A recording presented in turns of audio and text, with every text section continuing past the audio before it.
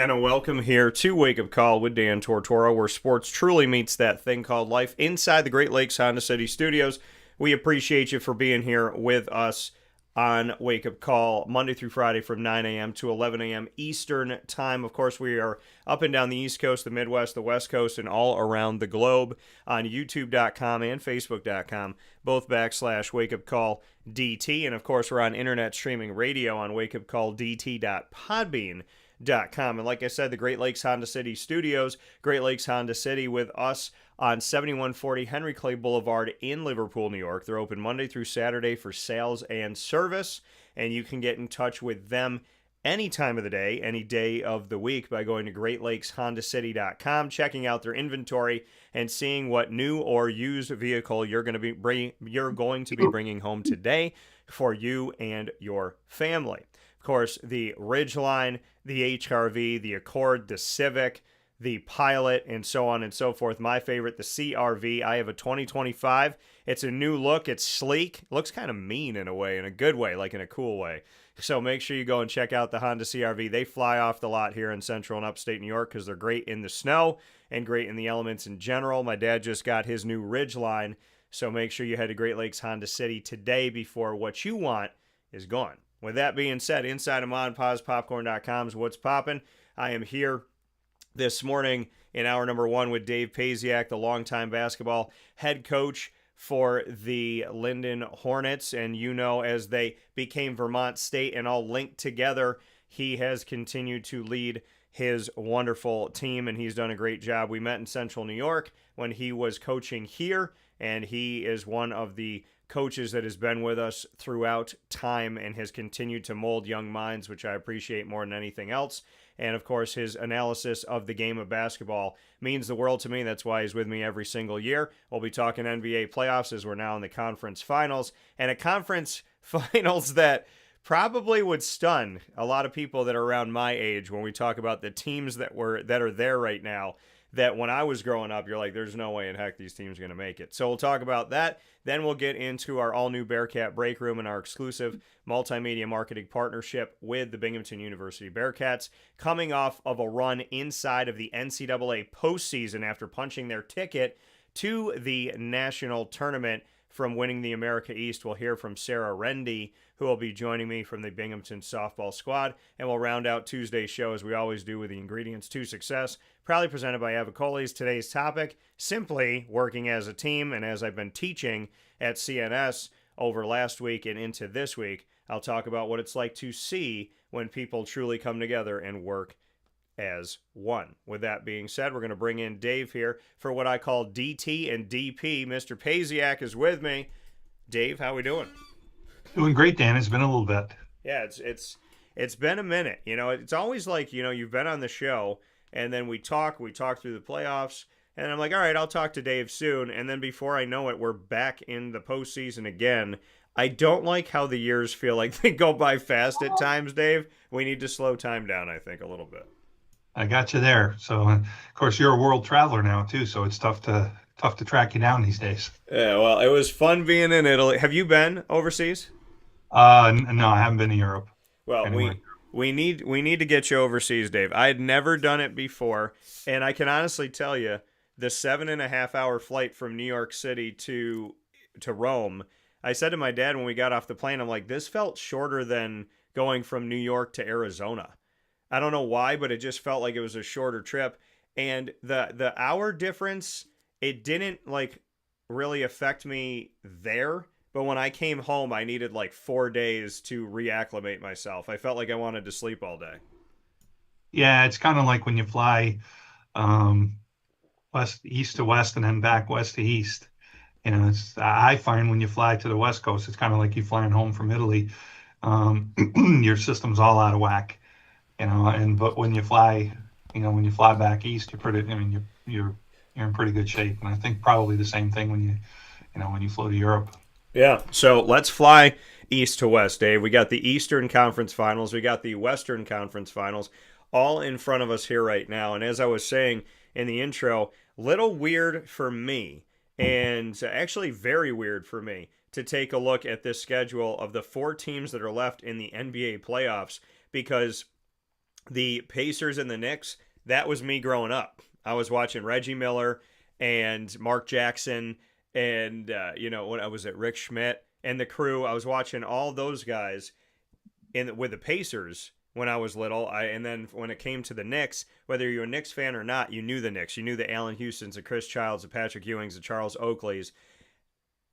And then there's this team called the Minnesota Timberwolves who were pretty much always bad. And even when they had Stephon Marbury and Kevin Garnett, they still struggled at times to get anywhere with that. And then we look at the Oklahoma City Thunder, who are the former Seattle Supersonics. And when I was young, they were good. And then as I got older, they weren't that great. They drafted Kevin Durant. They continued to not be that great. They went to Oklahoma City, became the Thunder. They continued to not be that great. Then they got a little bit better. And then we didn't see them win a championship when they had the likes of Russell Westbrook, Kevin Durant, and James Harden all on the same team. Hindsight 2020, somebody sees a team like that and they think that that's an all-star team. That's a big three. So when I'm looking at these Final Four, I'm seeing this through the lens of Minnesota was really never good when I was little, and I saw the franchise get created. And then the Knicks and the Pacers were good when I was young, but you haven't seen much of them since. And Oklahoma City's had their moments kind of up and down after becoming the Thunder when they were the Supersonics. So I'd love to get your thoughts on this because this is a weird world when I'm looking at the logos that are here. Yeah, I don't think there's very many people out there that had these four teams on their bingo card for the Final Four, and it's really, it's kind of a symbolic of how the NBA has changed from a parity standpoint. A lot of that has to do with the new CBA and everything, but I think you captured it pretty well. None of these teams, the Knicks have a championship. The Thunder's last championship was when they were in Seattle, so you can't really count that. And then Minnesota and Indiana going for their first. It's a really interesting mix of four teams. And like I said, you've got a 6 seed in the West, you've got a 3 and a 4 in the East, and then you've got OKC, who was kind of the best team all season long.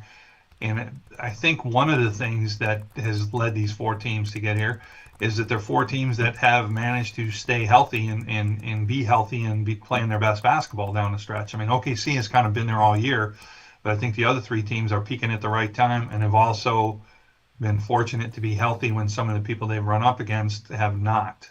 But it is a really interesting mix and kind of indicator of where the league has moved with the changes to the salary cap. So it'd be interesting to see how that plays out over the next several years. Yeah, and I'd love for you to go a little bit deeper into that angle of it. Like you said, the parity that we're seeing now changing with the fact of this new collective bargaining agreement and the salary cap. Just what you could say to what this new collective bargaining agreement is and what inside of it has put us in a place where we are seeing different cities get to eat, so to speak.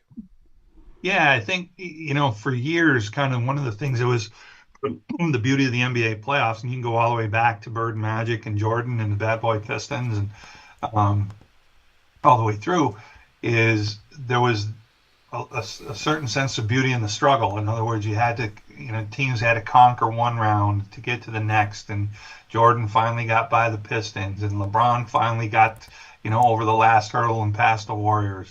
And, Golden State had the rise and finally got over the top. So that was kind of built into the fabric of the NBA, and the NBA had I think, one of the better free agency structures in sport, where players had the ability to move, but there was an inherent advantage for their current team to keep them. Yeah. So if you had, if you were able to put together a good cast of characters, you could kind of see that team rise. You mentioned that, the last good iteration of OKC, they had Harden and Westbrook and Durant together. Then they made one of the worst decisions ever to let Harden go and keep Serge Ibaka, and that really kind of set them on the course to ruin when people were thinking that was going to be the contending team for the next decade.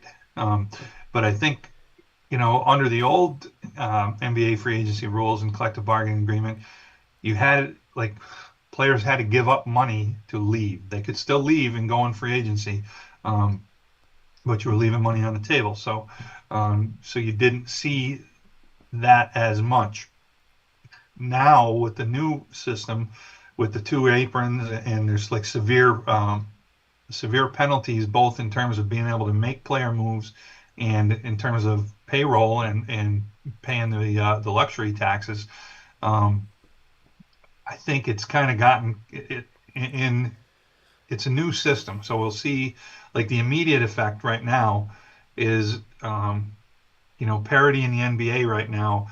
This will be the seventh different champion in the last 7 years, which has never happened in the NBA in history. It's kind of gone that direction to where it's more of a wide open playing field as college basketball went in reverse. And with the NIL and all that stuff, it's become more chalk and it's harder for teams to break into that. So I think in the NBA, um, the concern I have about it going forward is it runs the risk of kind of becoming more what the NFL is, where there's a huge degree of parity, but it's really hard for teams to keep their core together. Like a team like Boston has some real decisions to make, because they're heavily into the second apron and the payroll tax penalties. So, can they keep their team together? You got good young teams like OKC and like Minnesota. Yeah. OKC is going to have to pay those guys pretty soon because as soon as guys get off that rookie contract, now they can sign for market value, and some of the built-in advantages that teams had to be able to keep their own guys have diminished or disappeared with this new CBA and the two apron system of penalties. Yeah, and like you said, I mean, it puts us in a place, right? Like you said, I mean, it's open season, and now we can watch teams become something that it's the NBA. To me, it got to a point where there was only a couple teams, 2, 3 teams, sometimes maybe 4, and everybody else was just kind of watching. You could build on this giant team with Miami. And then obviously LeBron going to LA and building what he was trying to build there. You look at what the Golden State Warriors did over recent history, and it just became, if anybody beat 2 or 3 teams in the NBA, the other 27 franchises, it was David against Goliath. And when the Raptors won the championship in 2019, it was, how could they? No, I mean, they have Kawhi, but they don't have a big three. And so, I mean, do you like it? Do you like where we're at now? Because from my point of view, the NBA isn't just tier one, this tiny little group that's in their treehouse, and then everybody else, fending for scraps. Do you like where we're at right now? Yeah, I think parity is a good thing that a lot of teams have an opportunity, a legitimate opportunity to win a championship.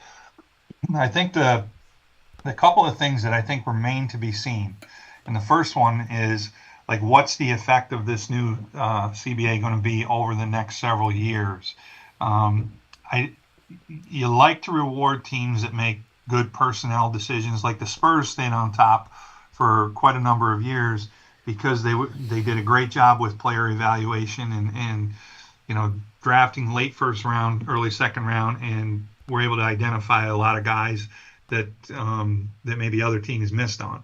And so, I mean, you'd like to think that teams with a good front office and good strategic plan for their teams are going to get rewarded for that. The thing that I get a little bit worried about is that they've gone too far in the other direction to where you make it impossible to keep a good core together.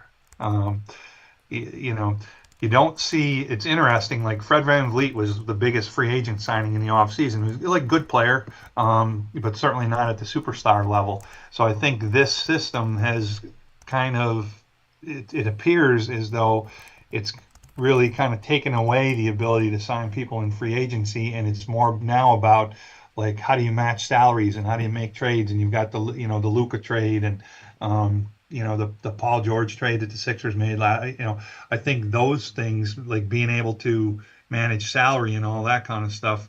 Um, and build a team within the salary structure have become super important.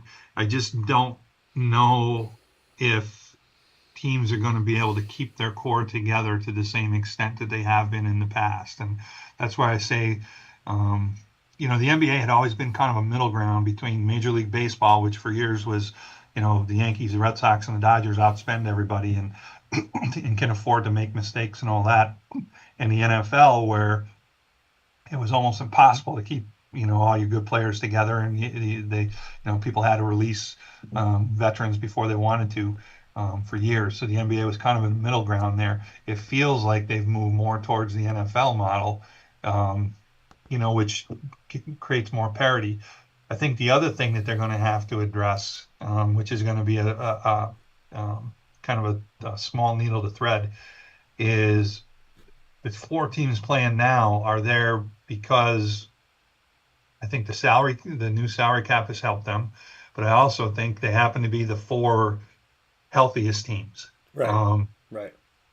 So I think like this has been a sticky, prickly issue in the NBA in all sports, but it's a prickly issue in the NBA with with load management and players breaking down at the end of the year. And so, I mean, the league doesn't want its best players on the disabled list, whether it be Lillard or Tatum or whatever. And they don't want their best players, Joel Embiid. They don't want those guys at less than their best at the best time of the year or biggest time of the year for the playoffs. So, injuries are part of the game, but it seems like it's becoming an increasing factor, especially as I guess the disparity between the teams has shrunk as a result of the new system. So, I mean, you lose one core guy and you go from, Cleveland and Boston dominated the East all year. Now they're both out because they had a couple of injuries at the wrong time of the year. So I think that's something, that the league with the Players Association has to kind of figure out. Yeah. I mean, the good thing is that you actually have to, I mean, it's playing more of a chess game now, right? Because in the past, when you could put these things together and you're like, how do they make this work? How was there a world where the Golden State Warriors were able to assemble all of that? How does LeBron get Dwayne Wade and Chris Bosh and that whole thing kind of works? Everybody else was making peanuts, but like putting these things together now, like you said, and staying within it and looking how to make these moves, you can't just do whatever you want. I mean, on an old video game for the NBA, I could trade whoever I wanted. There was no salary cap. It was just trade for trade. And if I have control of the video game, which I do, right? I'm in there and I'm saying, okay, I'm going to give myself Michael Jordan and Larry Bird, and you can move everybody to your team. Nobody could stop you. The new games now, when you try to move someone, it'll stop and say, this goes over the salary cap. This doesn't work. You have to do something else. You can't just willy-nilly. They make you think about it. So now that in real life we're seeing this video game play out, right, where now you have to make it make sense or you're going to have to pay that luxury tax. You're going to put yourself in a bad situation. Is it causing, in your opinion, owners and general managers to essentially have to play more of a chess game and say, okay, if we draft the right players and we do what we need to do and we get this together, then obviously, we got to win now, because once these 2 or 3 guys get to a point at the end of the rookie contract where they're worth a lot of money, now we don't know if we can keep all these pieces. So has it put you in a win now situation if you do strike gold in the draft? And then do you feel it's more of a chess game at this point? Well, it's a different kind of chess game. All right. Your capologist has always been pretty important since salary caps have been instituted. And under the previous system, I mean, you could pay a pretty hefty penalty for going over the cap, but it was strictly financial, and the big money teams would absorb that for a chance to win a championship.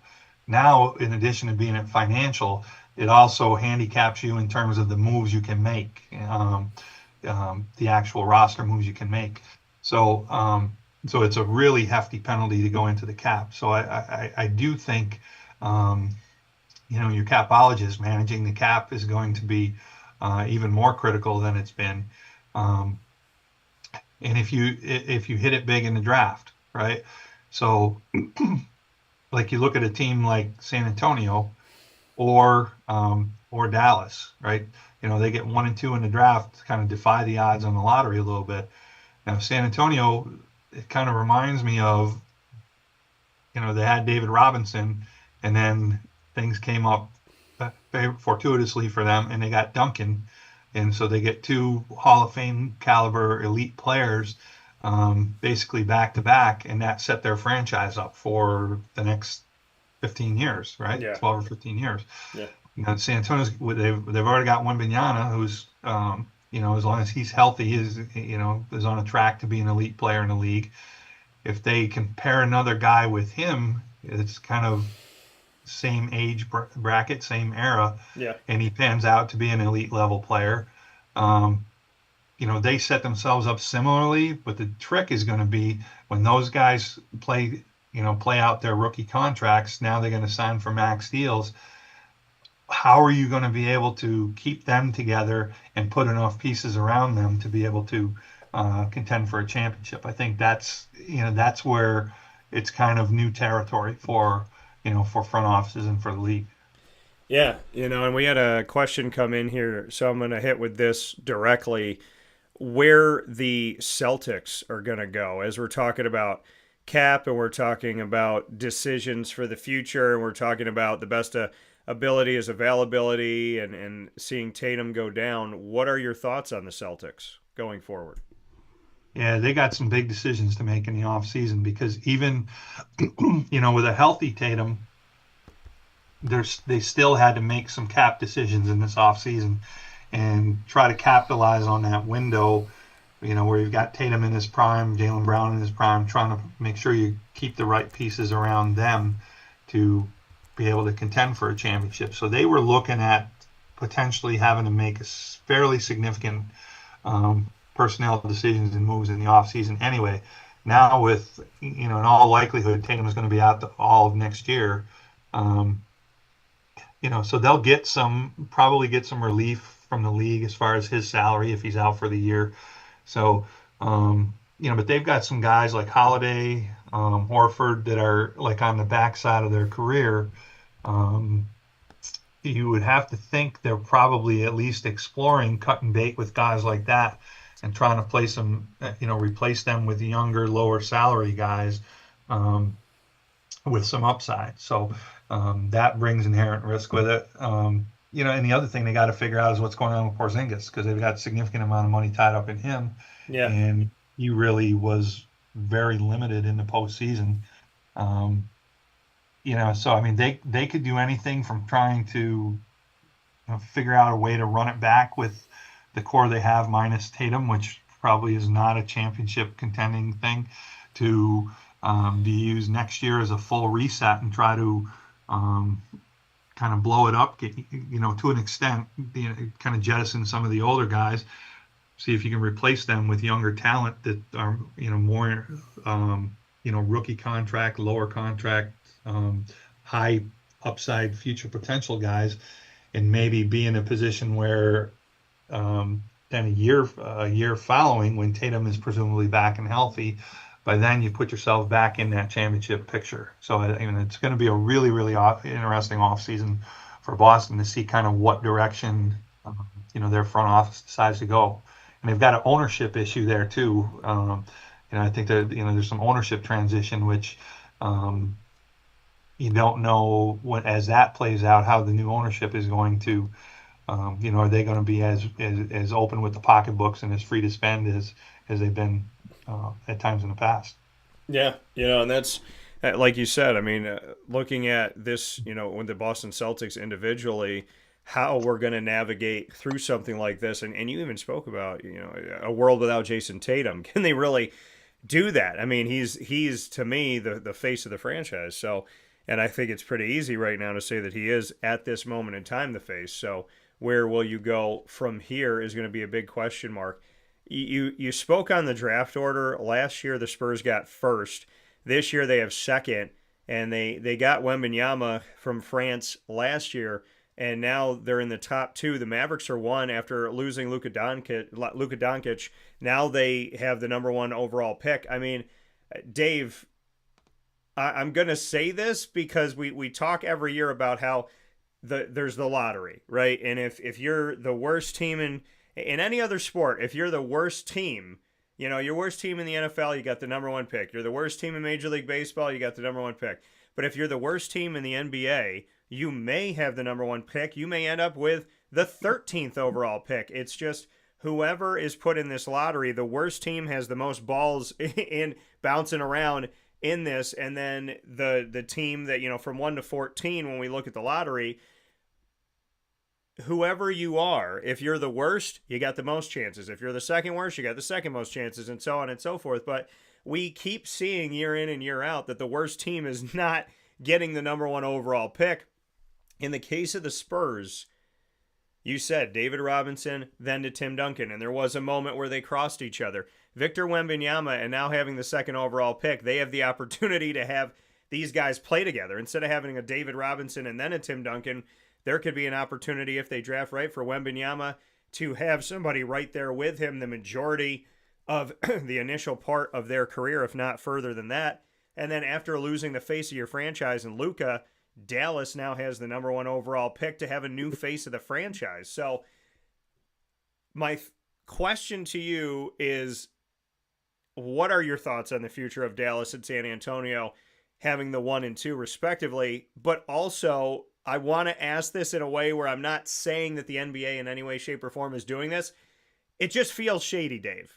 It feels like it really worked out for two franchises that definitely have been in the public eye. I mean, San Antonio having the first pick and now having the second pick this year, they're set up to be in great shape. And then Dallas to have a trade that made you scratch your head, and now they have the opportunity to bring the best player in the country or out of the country to their team. So I'd love to get your thoughts on where they go, and do you feel like the lottery is ever a little bit shady that we never really see the worst team get to pick first?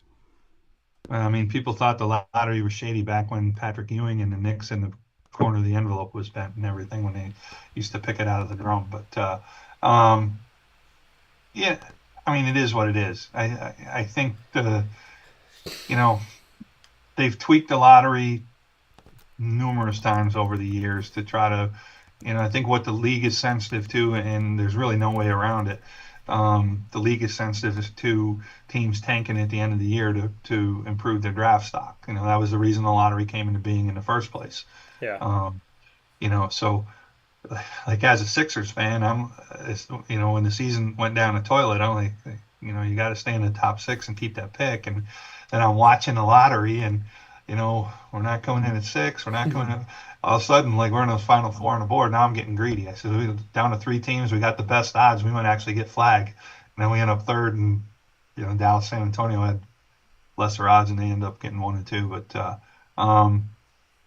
obviously Dallas. I mean, they stepped in it a little bit with the Doncic trade, where everybody feels like they didn't get full market value for, and then to have the lottery go their way is like just a bit of fortuitous luck for them.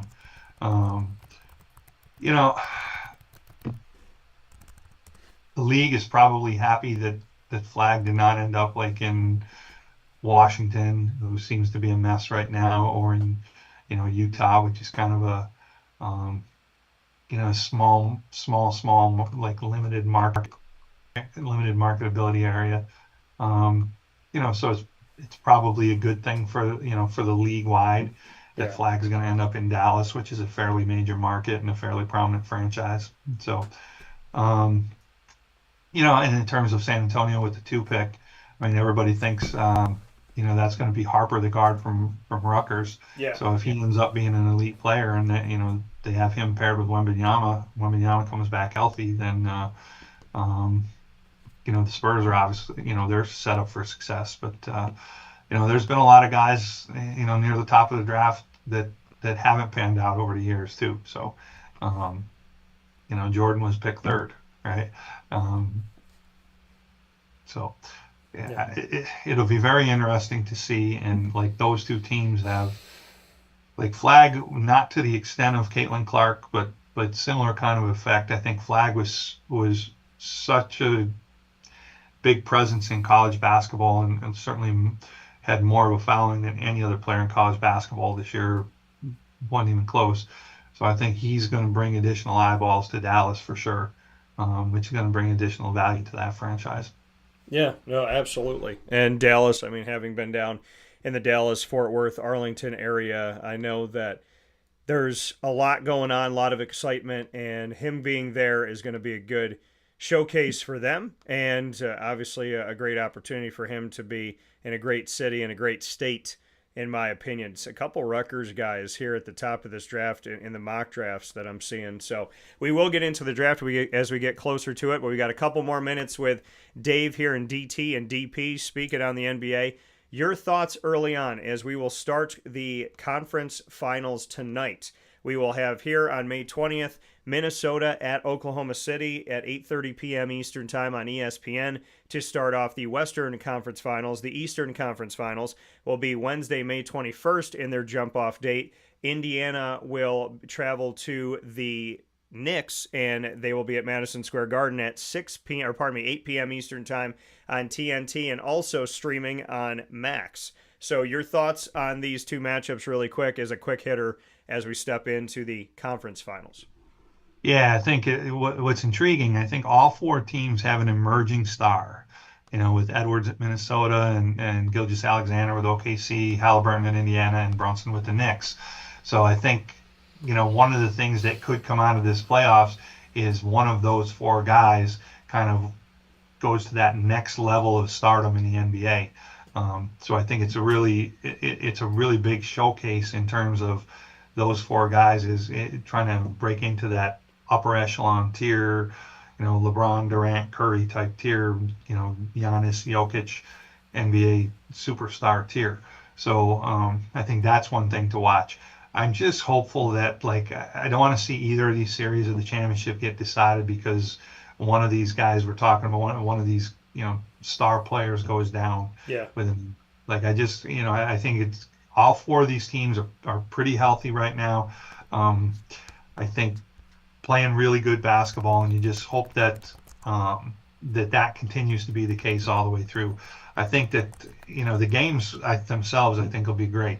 I think there's a really cool coaching contrast between the East and the West, as you've got kind of Dagnall and Finch in the West, who are relatively new to the head coaching realm and a bit unknown to the to the general public, versus Thibodeau, who's been been there forever, and Carlisle, who's the only coach of the four that's got a championship. So you get kind of two really long-term established guys in the East versus two relatively new to the to the basketball masses coaches in the West.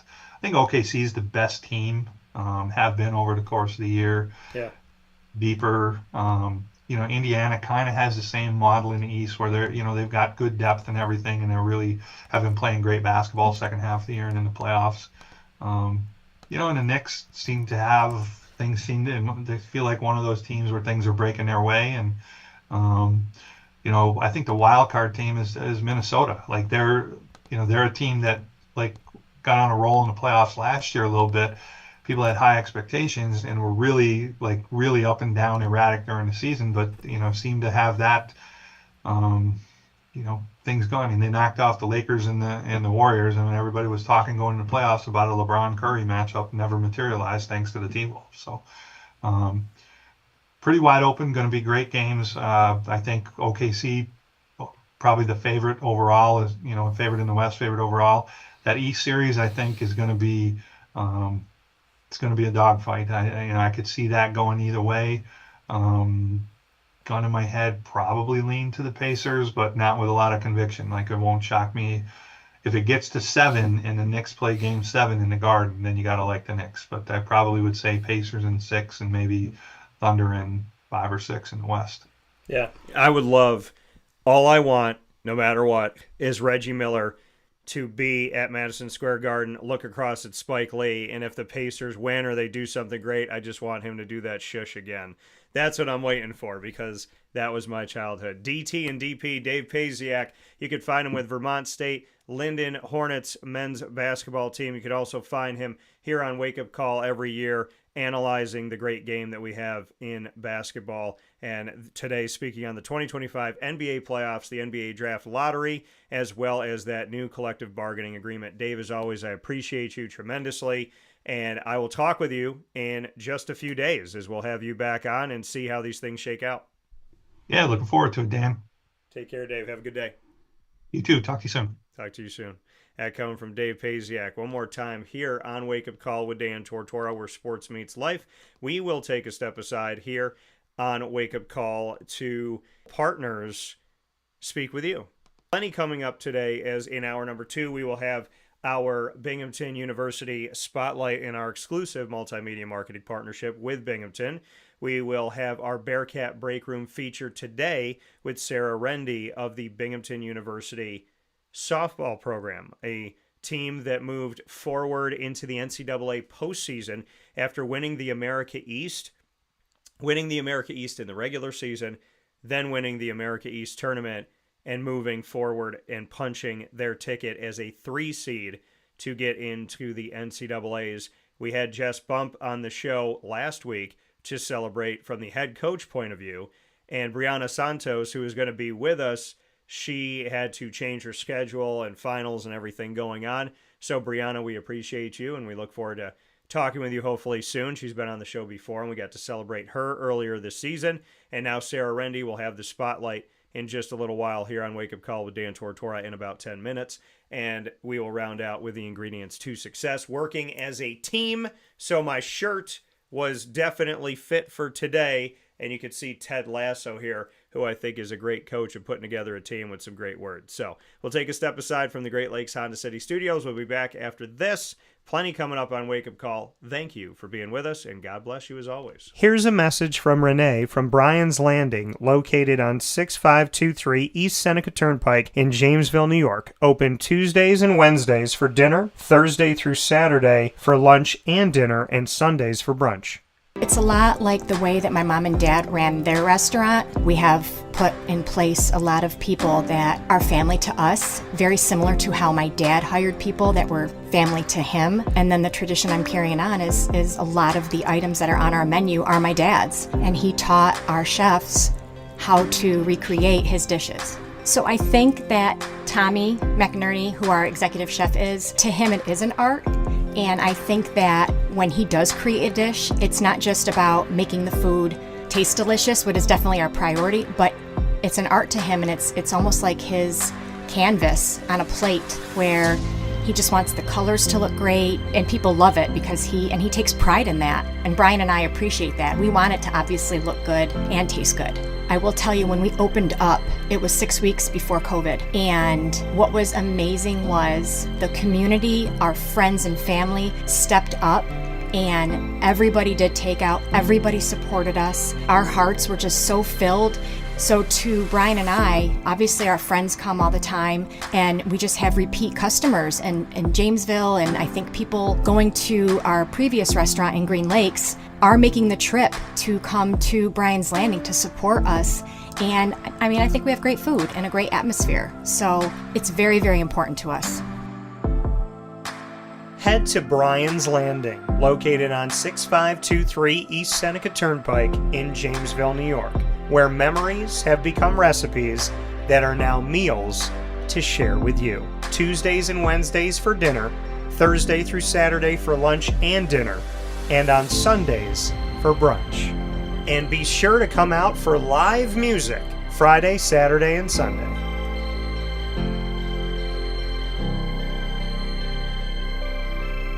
Here is a special message from Brian Bruno, owner of Servomation Refreshments Incorporated. I grew up in the family business, had the experience of working for a national food service company with thousands of employees, and as much as I enjoyed the experience I had, there's something about, owning my own company and be able to change the things I saw wrong with the industry firsthand, which is why I moved back to my hometown in Canastota, New York to launch Servomation. It was back in 2007. When we first started the business in 2007, really you didn't find any machines with credit card readers. There was a lack of variety in machines. You got stuck with basically whatever the vending company wanted to sell that day. There was a lot of inefficiencies in the business, and those were all things that we saw as opportunities, both from a customer level to improve and from an operating level to be more efficient.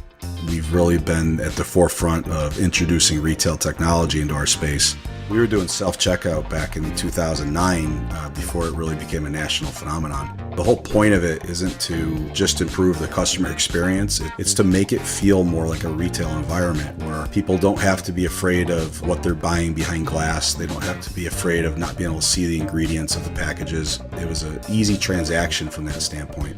If we were to reinvent something, we wanted to make sure what we were making looked and felt more like a deli and not like something that you would traditionally see in a vending machine. I was tired of hearing for years the customers say the wheel of death because the vending machine would circle around with the same tuna salad in it. What we wanted to do was it really change the perception of that food. So allowing customers to touch it, allowing customers to feel the weight of it, allow customers to see the freshness of it, and also the variety of it really helps them change the perception and ultimately the value of what we bring to them. The point of differentiation you have to make is either in value or the quality. And I think on both of those fronts, Servomation has really, in large part, changed that value system for employees. So they no longer have to worry about bringing their food from home or having to leave their desk during the day and rush out to get back in time for their break to end. We're bringing something that they can count on in their break room every day, and they know it's going to be there, they know it's going to be fresh, and they don't have to worry about it being sold out or something that they don't enjoy. We've also heavily invested in flavored water machines, so you can get a glass of water with a fresh piece of fruit in it, along with bean to cup coffee machines. So there's not a day that goes by we're not surprised when we get customers that call us and say, we didn't know you could do all this. We're really lucky to have a strong group of dedicated employees. Most of our employees have been with us since inception.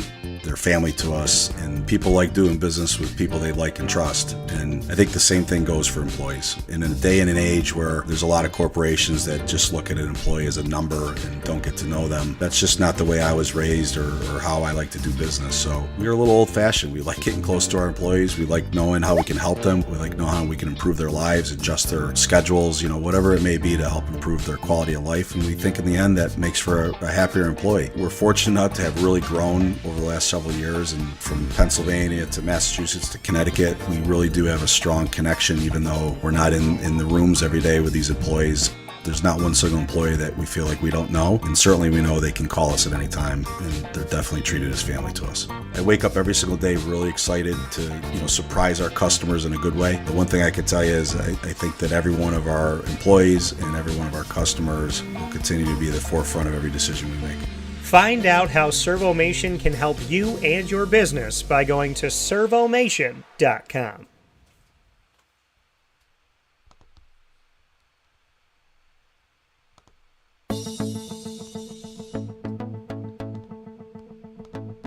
Avicolli's, located on the corner of Route 57 and Wetzel Road in Liverpool, New York, has been your trusted neighbor for decades. Located just steps from Liverpool High School, we're happy to have the Liverpool Warriors on-site, on-location broadcast at Avicolli's through Wake Up Call with Dan Tortora every single month, featuring student athletes, coaches, and administration throughout the year from Liverpool High School. Head out to Avicolli's today on the corner of Route 57 and Wetzel Road in Liverpool, New York, open Tuesday through Sunday for lunch, dinner, and drinks. We'd love to see you out there, and of course you can call them at 315-622-5100 for takeout, delivery, and catering. That's 315-622-5100, and also find them on myavicollis.com. That's myavicollis.com.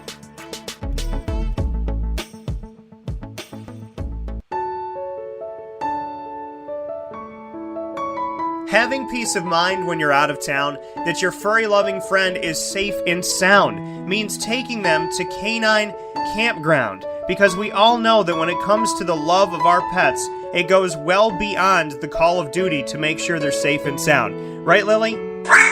So take a ride to 242 Johnson Street in East Syracuse, New York, and see Canine Campground and where your dog will be staying in the classic cabin, the executive cabin, the grand cabin, or of course the luxury cabin, because if you know Lily, you know she loves luxury. Now you don't have to wait to the last minute to find a family member or a friend that'll take your dog for a few days.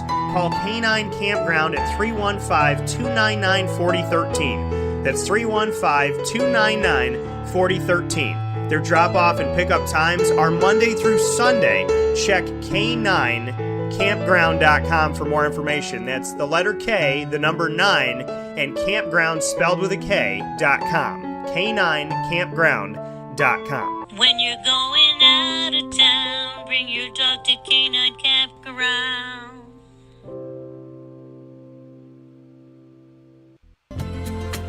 Looking for your next ride? Look no further than Great Lakes Honda City, located on 7140 Henry Clay Boulevard in Liverpool, New York. Serving our community for decades, their new and pre-owned vast array of vehicles are available to you Monday through Saturday on site. To search from home, shop at GreatLakesHondaCity.com. Call 315-365-5576 to set up an appointment. That's 315-365-5576 for Great Lakes Honda City, 7140 Henry Clay Boulevard in Liverpool, New York. Great cars, great people, Great Lakes.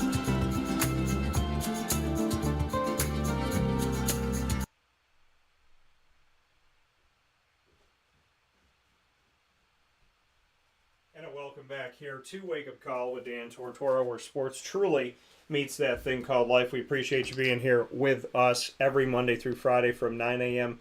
to 11 a.m. Eastern Time. And, of course, we are here inside of the Great Lakes Honda City studios. We appreciate you being here every Monday through Friday, up and down the East Coast, the Midwest, the West Coast, and all around the globe. And as we are getting set here for our next piece of today's broadcast, I want to remind you of our partnership with Binghamton University. We've had the opportunity to work with student athletes, coaches, administration, and alumni and tell their stories. And in this edition of the Bearcat Breakroom, I'm very honored and privileged that Sarah Rende is going to be joining us here, coming off of her time and the team's time inside of the NCAA postseason. So with that being said, here on Wake Up Call with Dan Tortora, we appreciate you being here in this edition of the Bearcat Breakroom and our exclusive multimedia marketing partnership with Binghamton University. Here on Wake Up Call inside the Great Lakes Honda City studios, Sarah Rende is picture-in-picture with me from Binghamton Softball, celebrating the 2025 season that went all the way to the national stage in the NCAAs. Sarah, how you doing? I'm good. How are you? I'm doing very well. So first and foremost, once again, as I said to Jess and obviously to you both and Brianna, who I know today couldn't make it, but want to celebrate her and all of your teammates. Congratulations on a great season. Thank you so much. It's definitely been a ride this year. Yeah, it's been exciting. It's been fun. You went out to Eugene, Oregon, which is a unique place and kind of funny here because it was the area for trials to get into the Olympics, and a former Binghamton student athlete was out at Eugene, Oregon just a few months back and was able to qualify there. So what was life like out in Eugene and to be on the other side of the country? Well, I mean, weather-wise, because it's on the same plane, Yeah. it was the same as Binghamton. It was rainy, whatever. But outside of that, I mean, it was just really cool, especially to be in such a high-level program. There was so much going on. There was so much student life. It really was such an exciting process. They were such a great host for the tournament. We had somebody with us at all times, just being taken through campus. Definitely a unique experience, but it was really, really cool. Yeah, and being in the pod, so to speak, with Oregon, Stanford, Weber State, what was that like? I mean, because you're obviously, I mean, Oregon's home and Stanford is home essentially as well. To be in that specific pod, what could you say about like the level of competition and what you saw from there? Well, going in, we had seen a little bit of that level prior in the season. We did play Florida, we did play Duke, so it wasn't something that was completely new to us in that experience. But when you're seeing such big names that you see on TV all the time. One of the pitchers on Oregon at the time was up for Player of the Year. Stanford has always been historically such a great program. Um, it is definitely an honor to be on that stage with them, but I think at the end of the day, you realize that we can compete at that level and that we earn to be at that level as well. So, again, just a really great experience being with players like that, competing at that level, but we did, earn our stakes in being there. So, Yeah, and I spoke with your head coach, Jess Bump, last week about that schedule, about the fact that Binghamton does not shy away from playing the competition non-conference, and that you put yourselves in situations to, in my opinion, prepare for a run in the NCAAs because of teams that you could potentially see. And like you said, going up against who you went up against, and Florida and Duke were back to back and both ranked in the nation's top 20 at the time. Florida was 2, at top 15, I should say, and Duke was 12. So not just that, but the level of competition in general of the schools that you got to see when you did all of these mini pieces going down to Florida and going to different parts of the country. What were your takeaways from being in Virginia, from being in Florida, going into, and having some time in Georgia as well before coming home and have that first home stint? When you're on the road against all of this competition in the South, what were the biggest takeaways of that competition? I would say definitely the biggest takeaways, and something that Bump had just said all throughout preseason, is that it prepares you to be under the bright lights of being in the NCAA tournament. Obviously, when you get to the tournament, it's everybody's on you. Everybody's, it's like you're in a fishbowl.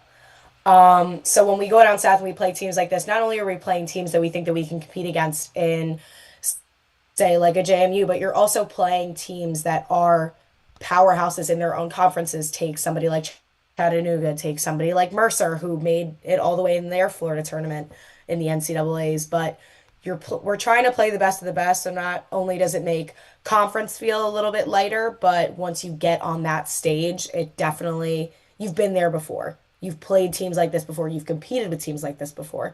So it's not as overwhelming once you get there to begin with. And it also just proves we've done this once or twice. We can get out here. We can play some softball against these teams. Yeah, and there's this notion, I heard it years ago, that when you're playing baseball or softball collegiately in the North, in the Northeast, that, there's no competition there. They have snow. We're not worried about those teams. The teams that get to play in nice weather all year long are the ones that people get concerned about. Binghamton has worked to prove otherwise, and this season was definitely a signifier that not only are you prepared to play anybody, but with almost 40 wins on the season and the willingness to go anywhere, go up against anyone, the level that Binghamton has brought it to softball-wise, I think is huge. It's incredible. Jess was talking about wanting to have a championship. Y'all won the America East outright in the regular season. You did it in the tournament. What can you say about Northeast softball, and to end that notion that if you play in cold weather, you're not a threat? Yeah, just being here for 4 years, ending my career in it. Northeast teams are scrappy, especially within the notion of, oh, you shouldn't expect anything from them. I just know that the teams around us, when we went down to Penn State, that kind of thing, you just can't underestimate them, because you have to pull out those scrappy wins against bigger teams. You have to learn how to win, that kind of thing. I mean, we always have such great competition when we play teams around us, Colgate, Cornell, Syracuse, in that area. Just teams that are scrappy, that know how to win, that know how to play to their strengths, that might not have 9, 6-foot tall power hitters that have 15 plus home runs on the season, but know how to string a couple of things together to get it done. Yeah, and as we look at this season, like I said, winning the America East, having the number 1 seed, hosting the America East tournament, and then winning that tournament at home. Bring me into all of that and what that experience was like for you. Like you said, you spent your whole collegiate time at Binghamton University to end it with being the top seed in the America East, hosting and winning, and punching your ticket to the NCAAs as that being your final moment, just what that means to you. I mean, it was just such a full circle moment. My freshman year, we also hosted the tournament. We ended up fourth, and then my sophomore year, it's been so great to see the growth of the program. Started and up fifth and ended up second. Then we were tied for first in the regular season. So just to have this moment of like this much growth in such a short amount of time has been such a great thing to experience. Girls that I've played alongside, even prior to college, that I played travel softball with, to see their growth. Um, and also just to combine for just one united goal of, we know that we can do this and we will. And then to do it just in front of a community that has supported you the entire season. We've always had at least 75% capacity at all of our games. Tons of little girls that come. It's just great to see the growth of the community too and that support. I mean, we had over 500 people show up at 8 a.m. for our championship game. It doesn't get any better than that. So it definitely does mean a lot to be a senior win on the home field. Definitely full circle moment, I would say. Sarah Rende here with us from Binghamton Bearcats softball, celebrating an incredible season and an incredible exclamation point on her career in this edition of the Bearcat Breakroom on Wake Up Call with Dan Tortora inside the Great Lakes Honda City Studios. Sarah, like you said, 8 a.m. for a championship game, 500 people in the stands. Just what you can say to the support of the Bearcat family, to see alumni there as well, just what that means to you to look up into the stands and no matter what the time the game is or what's going on, that they take time out of their schedule to be there for you, and that some that were on the field at one point wearing Binghamton green were also there. I mean, all you can be is so grateful. I mean, we had girls coming up to the fence telling us that they let them skip school and that they were here. They were just so excited. It's so great. And then even when we were in Eugene, we had a ton of alumni come out, ton of parents fly across the country just to come see us play. I mean, the support of the community has been one of those factors that has just helped fuel us through this season. Just the energy of being in a stadium like that is so amazing, especially during such a high stakes championship game. So again, all I have to say is I'm so grateful for every single person that shows up, and all those little girls that skip school just to come watch us play. But it was really a great experience. When you talk about the little girls that skip school to come watch you play, when you were little growing up, what was it about softball that attracted you? It was the family aspect for me. My dad had been in the game for a while. I mean, baseball, softball's always been in my family. My older sister, she played softball at Manhattan College. It was just a really big connection point for me and my family. Played it now at this point for 15 years. And just the family, the second family aspect you get from it. Just the team, the camaraderie, all of that. It just, it's warming, it's welcoming, that kind of thing. But definitely the connection to other people is definitely what's kept me coming back. Position wise, where did you start to where you ended up? Are you in the position that you always loved? Did you learn to kind of grow into what you're at? Just what you could say about position wise, how that's kind of gone through history. Yeah, I've actually always been an outfielder. I was an outfielder all through travel ball my first couple of years at Binghamton. I did play a little shortstop in high school, but I think every single person's a shortstop in high school, so we don't really have to count that. But this year I actually did have my shot at playing third base, which was a new experience, but not entirely out of the picture. Like I said, I did play a little bit of infield when I was in high school. So just getting back into the swing of playing the infield is definitely a little bit different than the outfield, but I had said to bump, I knew that there were going to be gaps in the field. We had a lot of really strong players leaving the lineup with the senior class last year. I knew that there were going to be gaps in the infield, and I wanted to make sure that I was helping my team any way I could. So took my shot at third base, ended up working pretty okay, if I think. But yeah, I was an outfielder, transferred in the corner positions for my senior year. And for you, when you look back on your career, I know that this moment is special. I know this moment's important. But what are the things when you're standing on the field one last time in Eugene, Oregon, what is going through your head at that point?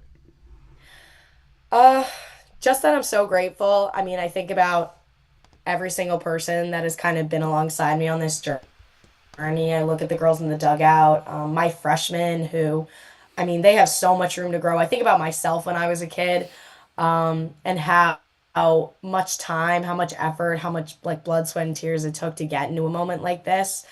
But just more than anything, I'm just so grateful for everything that has been, everything that I've worked for, everything that I've earned, just the opportunity to be here. And I'm happy that I helped contribute to the growth of a program. They always say, leave a program better than you found it. And I can definitely say that myself, Brianna, and Lindsay definitely contributed to the success of the program, and definitely excited to leave it better than we found it. Yeah, and you bring up Brianna and Lindsay, just what you could say about what it's been like to build this program and leave it better than you found it with these two specific teammates. Yeah, so me and Lindsay have played together for 4 years. Me and her, we know each other inside and out. We used to play the outfield together. Me, her, and B actually played the outfield together at one point. Um, but it really has been such a great thing. We're three completely different personalities that we all mesh really well together. It's been such an honor to lead alongside them this year, to unite with such a common goal. I mean, me and B were here this summer together, this past summer, I mean, being in the cages all day, in the weight room together, that kind of thing. It's been, I mean, at one point we were saying like, we want to win so bad, like we can bite through rubber. Like that's how, but just to work alongside two girls who are so passionate, who are so just kind of in love with the game, Yeah. it makes you want to be better yourself.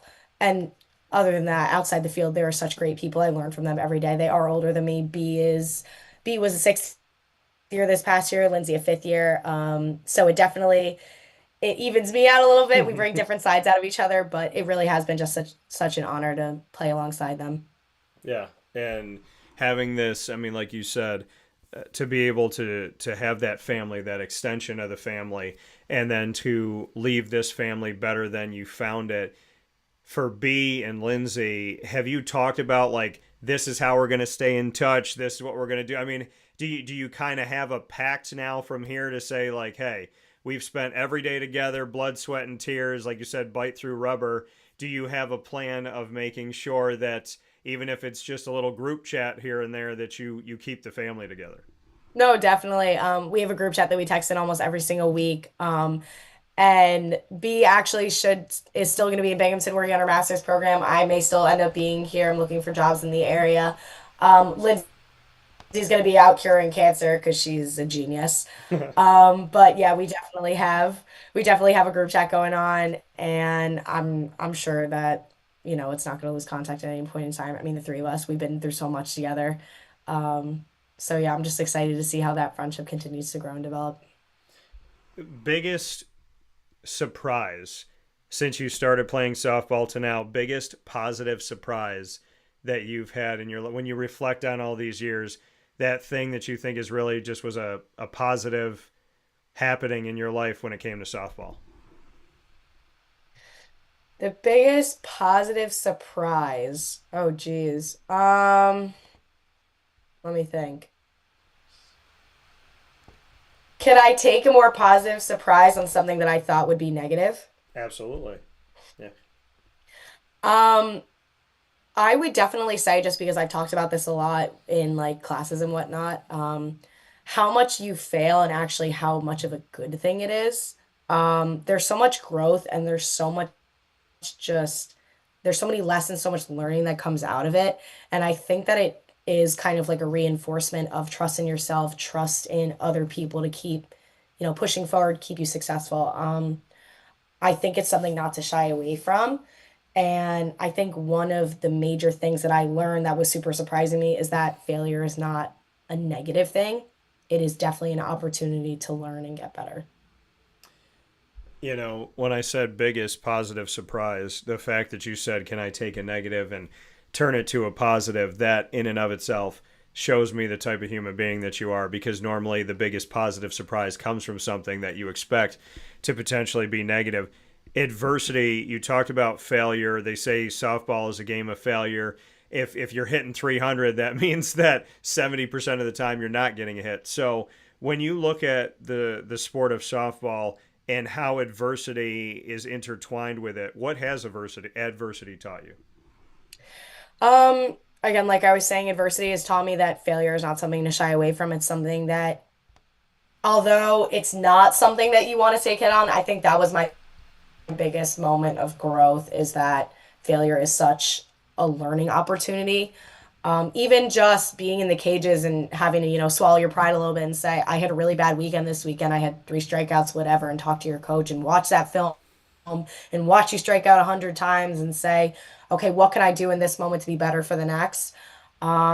It's definitely just taught me again that failure is not something to shy away from, but it's taught me how to take criticism better. It's taught me how to also approach other people and how they kind of address failure. And it's also just taught me how to be a better leader. I mean, how can you trust somebody who hasn't failed and grown?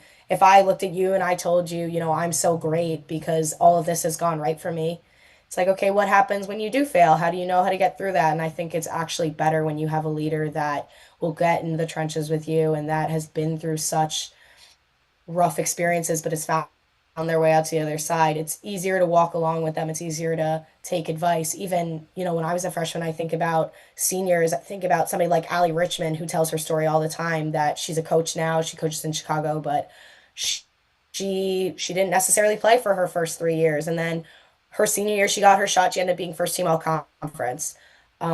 It's definitely, it makes a team closer knit when you have somebody that you can trust that deeply and somebody that will lead alongside you in that way.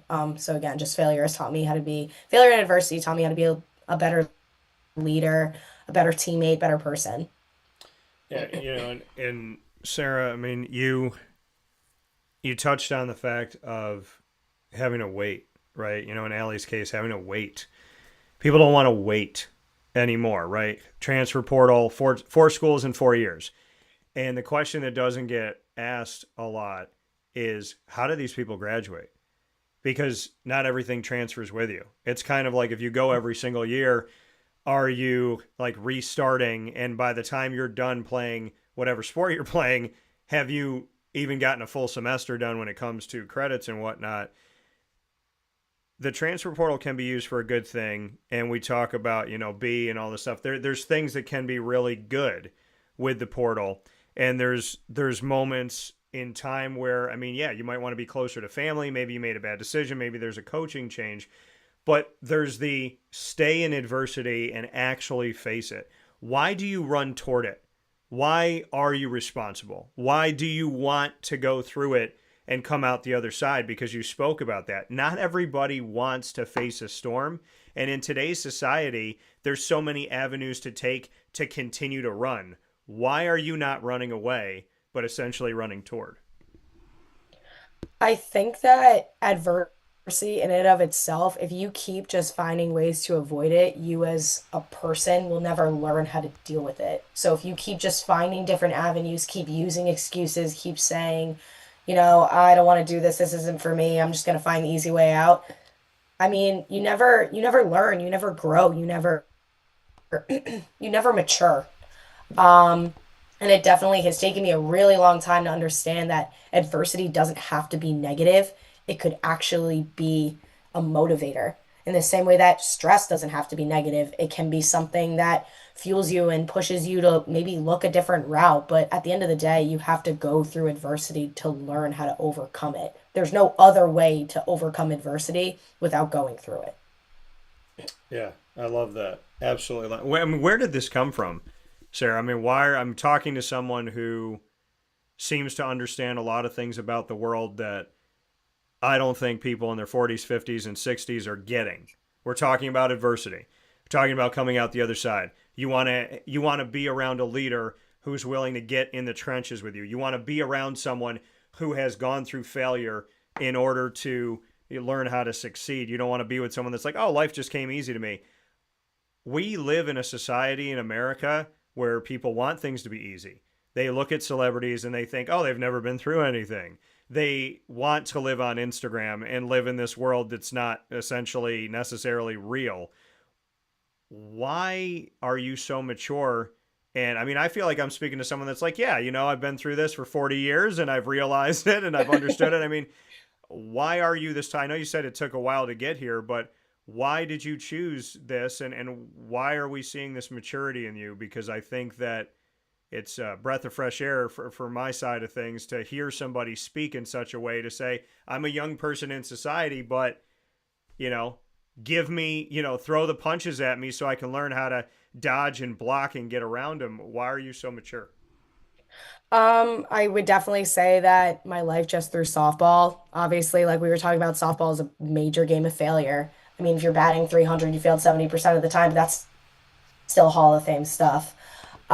Other than that, I mean, softball hasn't always come super easy to me, and I've had to, kind of learn how to navigate certain things. My junior year didn't go as I expected. I wasn't contributing to into the team in a way that would have helped out. So I spent time on the bench, and I had to learn how to overcome. I had to learn how to find avenues back on the field. If I had put my head down and walked away, I don't know if I would have had the season I had senior year.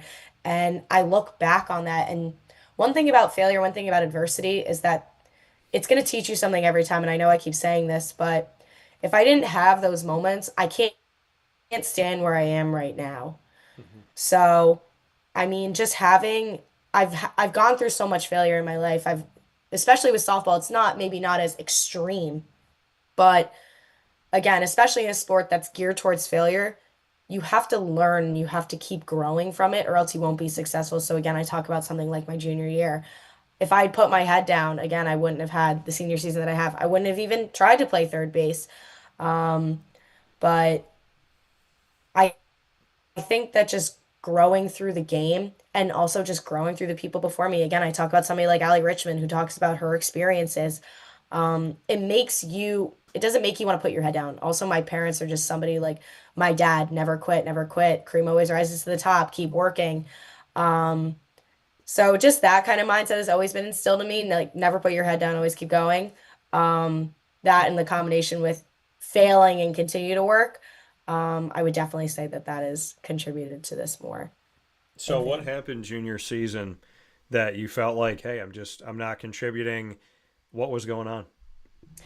Um, I would definitely say just the normal stress of junior year. You've got school going on. You're realizing there is a stress that when you have successes in prior years, you want to match it or do way better.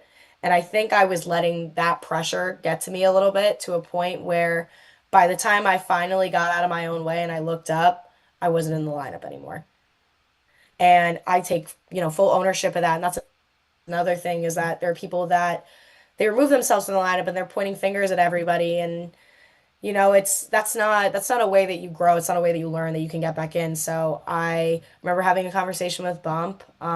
We talked about it, and I made sure that I was working hard for the rest of the season. I was finding my way back in the lineup any way I could. And then in my end of the year meeting, I had talked to her and I'd said, "Listen, I don't want something like this to happen again. I want to make sure that I'm on the ball. It's going to be my last season." So that's when the conversation of coming in and playing third base started happening.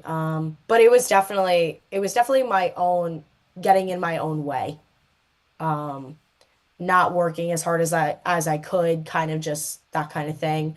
And by the time that I resurfaced and I was looking around, I was like, oh boy, this was my fault. I gotta figure out how to get back to where I was. When you get into that essential black hole, there's that I'm never going to get out of this and it keeps getting deeper. When you said you resurfaced, how did you resurface? What was that kind of like snap of the finger moment of, oh my gosh, I got to get out of this thing? It was the first one, the initial one was Bump because Bump is such a great person. She cares about who you are. She cares about how you're feeling, that kind of thing.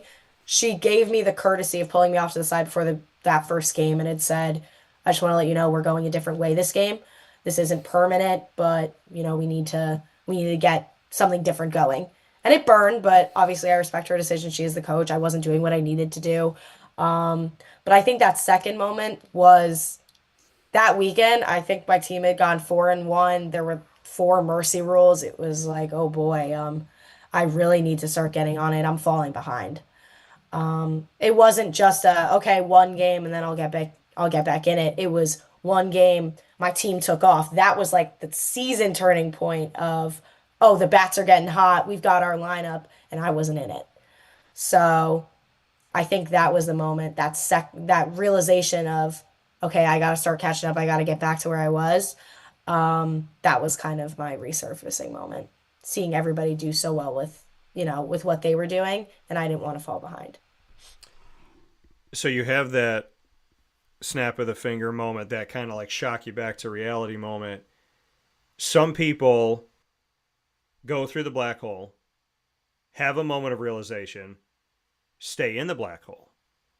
Why did you decide to take the tougher route and say, I'm going to get out of this thing some way, somehow? Like, I'm talking from a place of I've been there.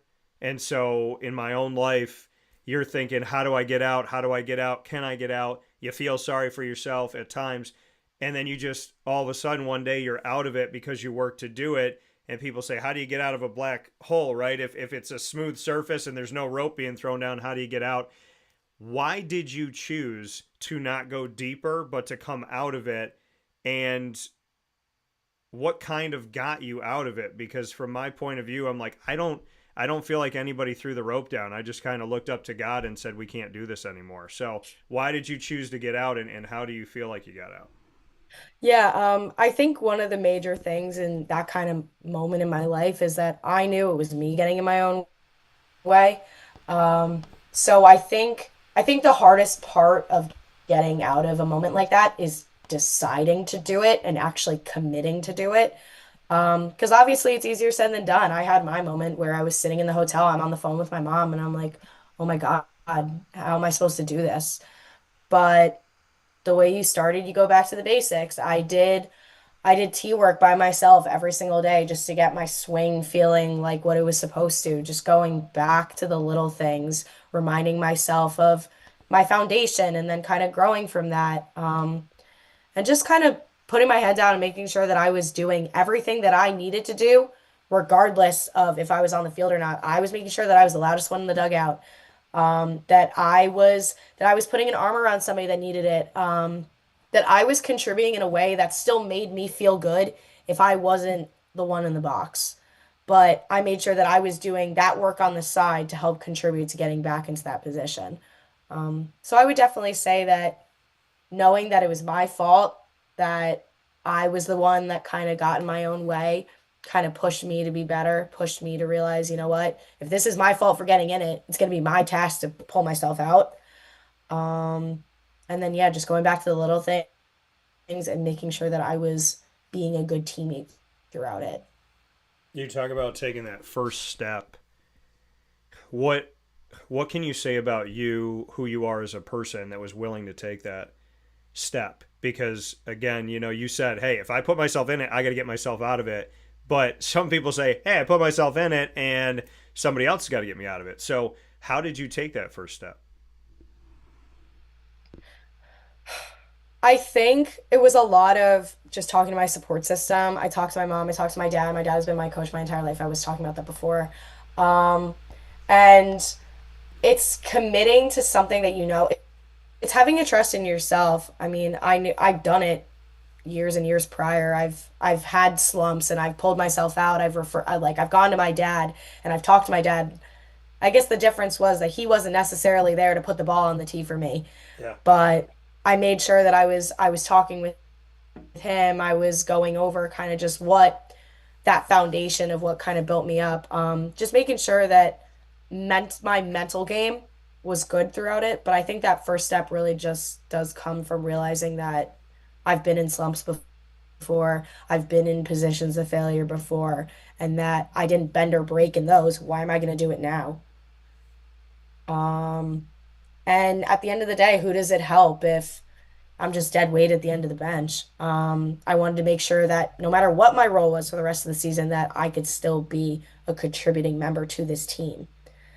Um, so just that kind of thing. Sarah Rende here with us in this edition of the Bearcat Breakroom. Binghamton University, an exclusive multimedia marketing partner with Wake Up Call with Dan Tortora. We're inside the Great Lakes Honda City studios. And Sarah, we will play rapid fire, put each other on the hot seat, and have some fun with that.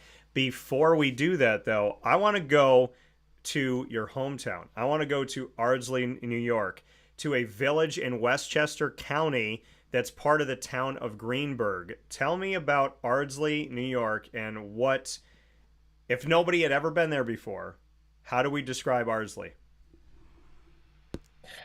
Ardsley is 1 square mile. You could probably walk the distance of that town in about 30 minutes. Okay. I have done it myself. Very, very tiny, but very close knit. A group of people that continue to show up for each other. I was talking about community before in the Binghamton community showing up at all the games. That's exactly what Ardsley was like when we made our state run my sophomore year, and just the success of the softball program. We had alumni come out. We had parents and women who competed on the state team from when they had won it in the 80s come out and make sure that they were supporting. It's definitely, well, a small community, it's very tight knit. Everybody knows each other. When Ardsley comes up to Binghamton for whatever reason, for basketball championships, softball, that kind of thing, there are alumni that show up every single time. So I would definitely say it's a very close-knit community. It was definitely a privilege to be a part of. And I'm looking at it right now. It's saying that if I'm trying to get to Ardsley right now in this moment, it's less than an hour to Manhattan. So, like you said, how small it is in Ardsley itself. Did you find yourself going to New York City? Did you find yourself doing that growing up? Was there a run for bagels? I mean, bring me into the life. All the time. Okay. All So, the time. I mean, that was kind of like the thing growing up. It's, are we going to the city this weekend? And it was fun. I mean, you hop on a train, you get over there, you go to the baseball games. The city was like an extension of, kind of Ardsley in that sense. We kind of claimed that we were city kids, even though we just definitely were not. Um, but yeah, I mean, I do think that we had pretty good bagels in Ardsley, but just being in the city, I mean, it was great. Yeah, I would definitely say that was a big part of my childhood, just getting there anytime we could, just to say, hey, I was in New York City this weekend. so some people want to see it once in their lifetime. You could see it on any given weekend. Favorite thing about New York City? Least favorite thing about New York City? Least favorite thing about New York City, I'm gonna say, is getting around. It takes forever to get in and out. I mean, my house personally, just time wise, it takes 30 minutes, no traffic. It takes at least an hour and a half at any given time, just all the traffic getting in and out of the city. Um, my favorite thing about this city, I would definitely say, is yeah, I would say the food. I mean, going in there, there's so many different things that you can do in there. I mean, the aesthetic of it is great, obviously, but yeah, all the different things, all the different people. I would definitely say the diversity that is going on there.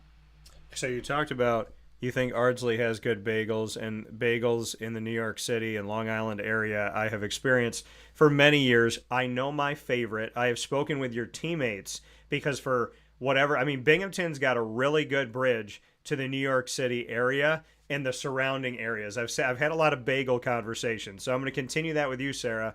What bagel, like what kind of bagel, and what are you putting on the bagel if you could choose right now? Okay. I am a live or die bacon, egg, and cheese girl. So I gotta go classic. I like a sesame bagel. I'm going to sesame bagel, bacon, egg, and cheese. I like a little hot sauce on it, and little hometown Ardsley thing, throwing a hash brown on top of that. So good. That's Oh, my go-to bagel order. okay. Well, I am egg everything or an egg bagel with a bacon, egg, and cheese.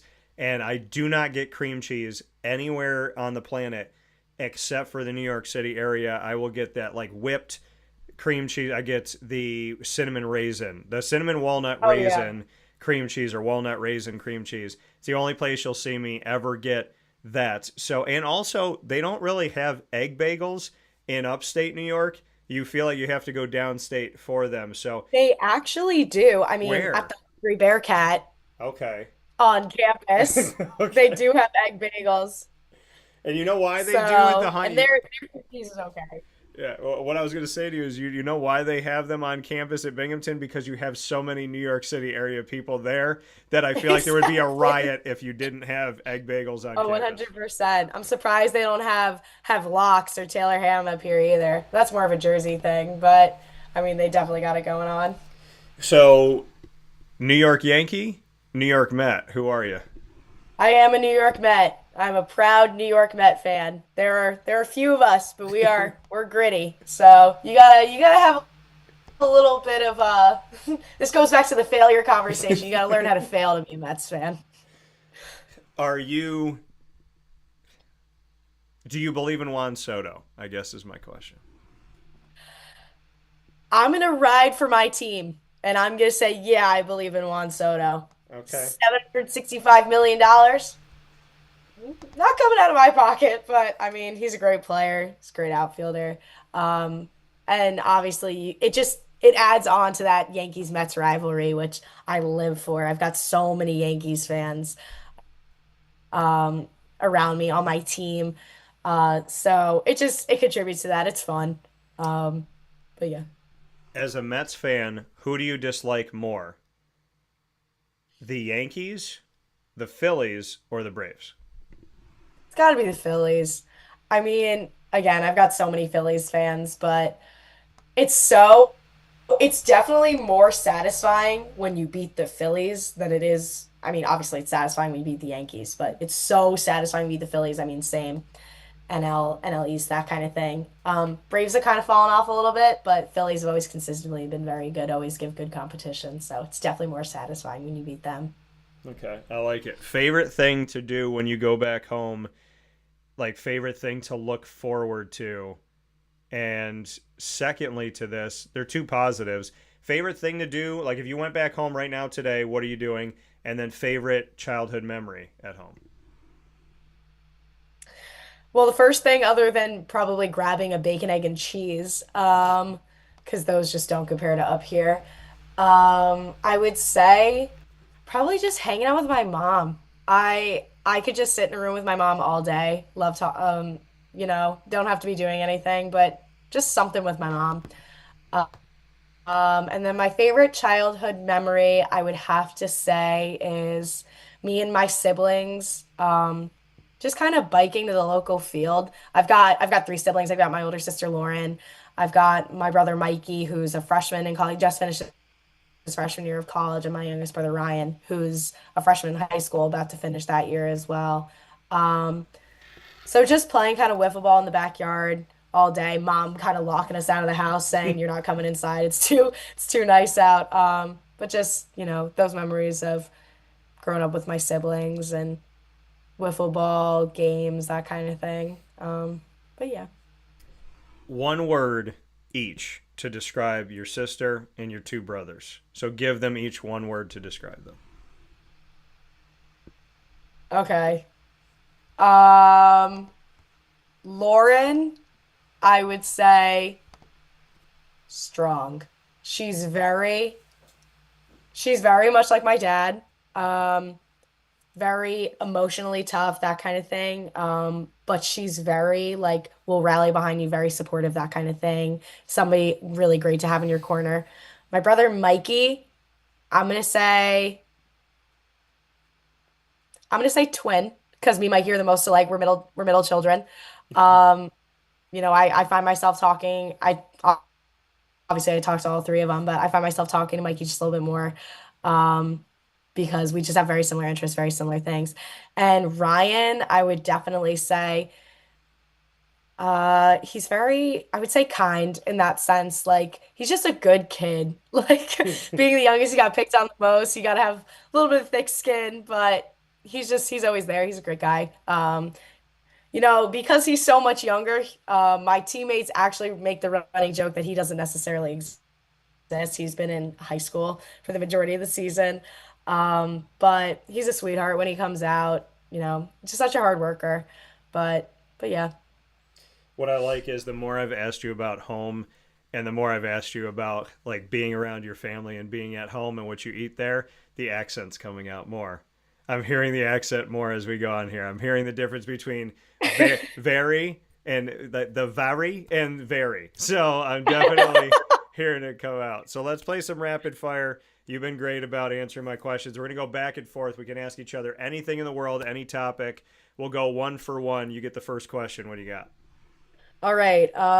What got you into broadcasting? A passion for telling stories, for bringing people together, bringing positivity. Whenever I stepped into a room as a little kid, I wasn't afraid to sing. I wasn't afraid to make people laugh. I wasn't afraid to say hi. And so I think my spirit has always been, if we're all God's people, then why can't we hang out? So the spirit of wanting to bring people together, the spirit of wanting to show everybody that they matter, to be the person to come get you off the wall and give you a hug and say, how's your day going? I wanted to bring that to life. And I thought, I'm having these conversations all the time. If I turn a microphone on, there's the opportunity to talk to the whole world and make it really small. So I think positivity, comedy, being genuine, being honest, caring, empathetic, all those qualities that I value, I wanted to bring those to people. I wanted to be able to bring it to someone sitting next to me and then someone that was, a million miles away. And it just kind of was born out of a love for sports, a love for storytelling, and honestly, a love for people. If we're all God's people, then why can't one of us, hopefully many of us, try to see those things that bind us together and start to reattach us to each other instead of living in such a separate world, I guess I would say. My question back to you, if we created, and it can't be a bacon, egg, and cheese, if we created a food dish that is the Rende, it's you, and we put it on campus at Binghamton, what would the dish be? It's got to be some kind of sandwich. It's got to have my mom's chicken cutlet on it. Okay. Nobody else. It's got to be Lisa Rende made. Chicken cutlet, some mozzarella, maybe some pesto on there, Okay. and maybe some balsamic. But it's got to be Lisa Rende made, that chicken cutlet, I would have to say. Maybe on I don't know. But definitely a sandwich. So you said mozzarella, you said chicken cutlet. There's Italian in your family? 100% Italian. I was going to say, when I hear chicken cutlet, I hear balsamic and I hear not mozzarella, but mozzarella. I was like speaking my language. By the way, chicken cutlet, one of the unsung heroes of the Italian culture. Everybody that wants to try Italian food wants to talk to us about pasta. 100%. Chicken cutlets No. are the best. That's how you could tell how Italian somebody is, how much they love a chicken cutlet, and then what they think a good chicken cutlet is. You know? I just growing up with people in Ardsley and, oh, my mom makes the best chicken cutlet. I'm like, yeah, okay, whatever. So I got to know, what does mom do with her chicken cutlet that makes it? Because I know what I like and I know what I look to. By the way, the best chicken cutlet that I've had, and it's down in where I was in Flushing.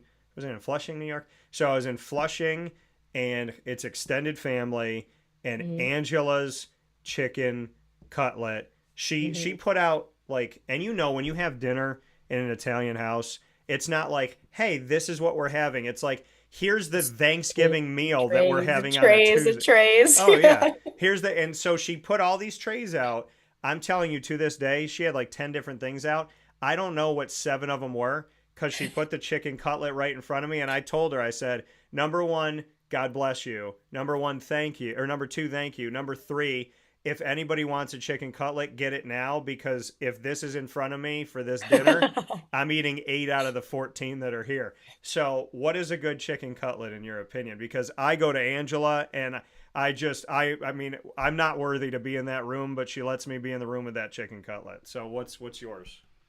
I mean, I've been trying to force that recipe out of my mom for years, especially being up in school. But she was saying, right when you move out, right when you get your first apartment, I'll give it to you. But a thinner chicken cutlet, a little bit crispier, Yeah. and just the seasonings that she puts in it. Again, not entirely certain, but she does. I mean, just the thinner, crispier chicken cutlet, she does such a good job with.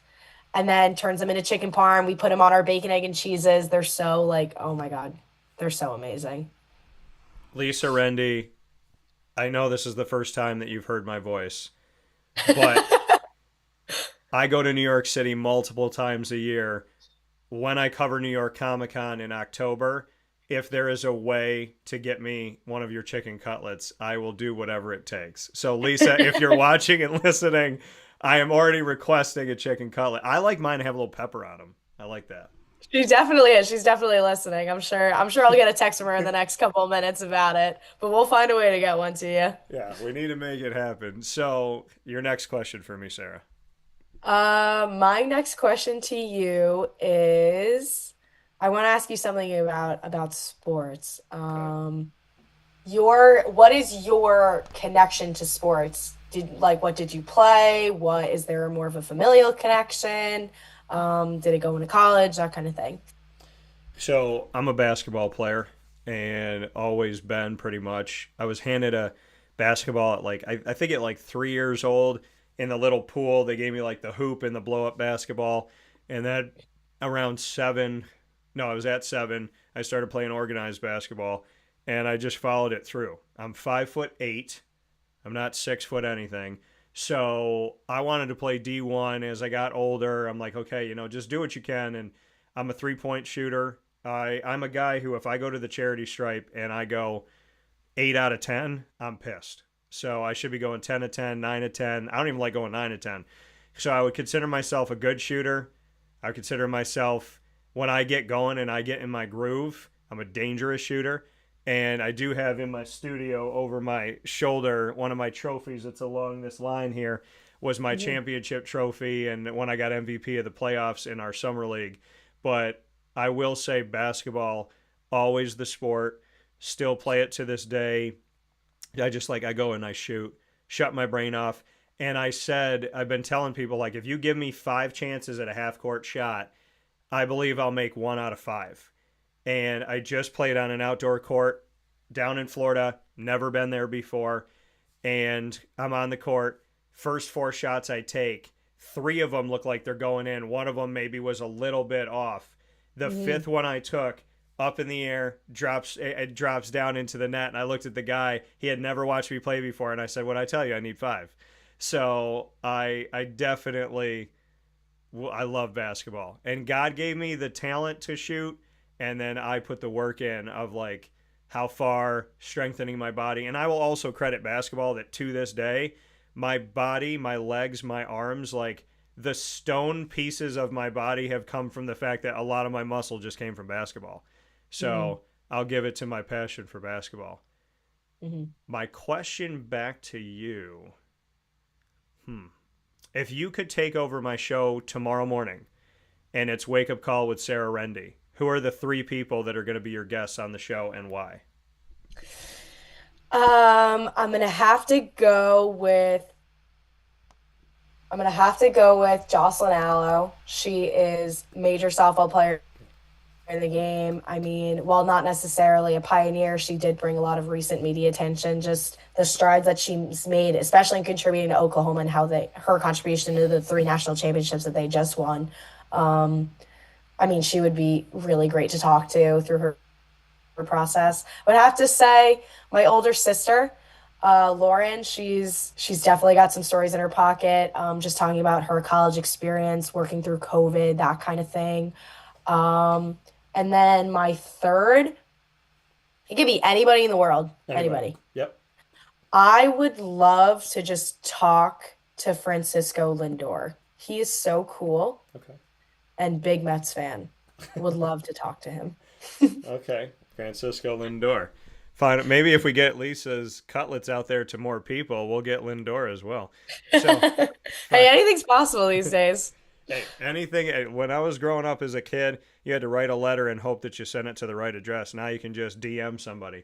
Yeah. Final question you have for me, Sarah. Um, I guess going back to our baseball conversation, what baseball team are you rooting for? I assume you're from Binghamton area. Are you Mets, Yankees, or none of the above? So I'm from upstate New York, hailing from Syracuse.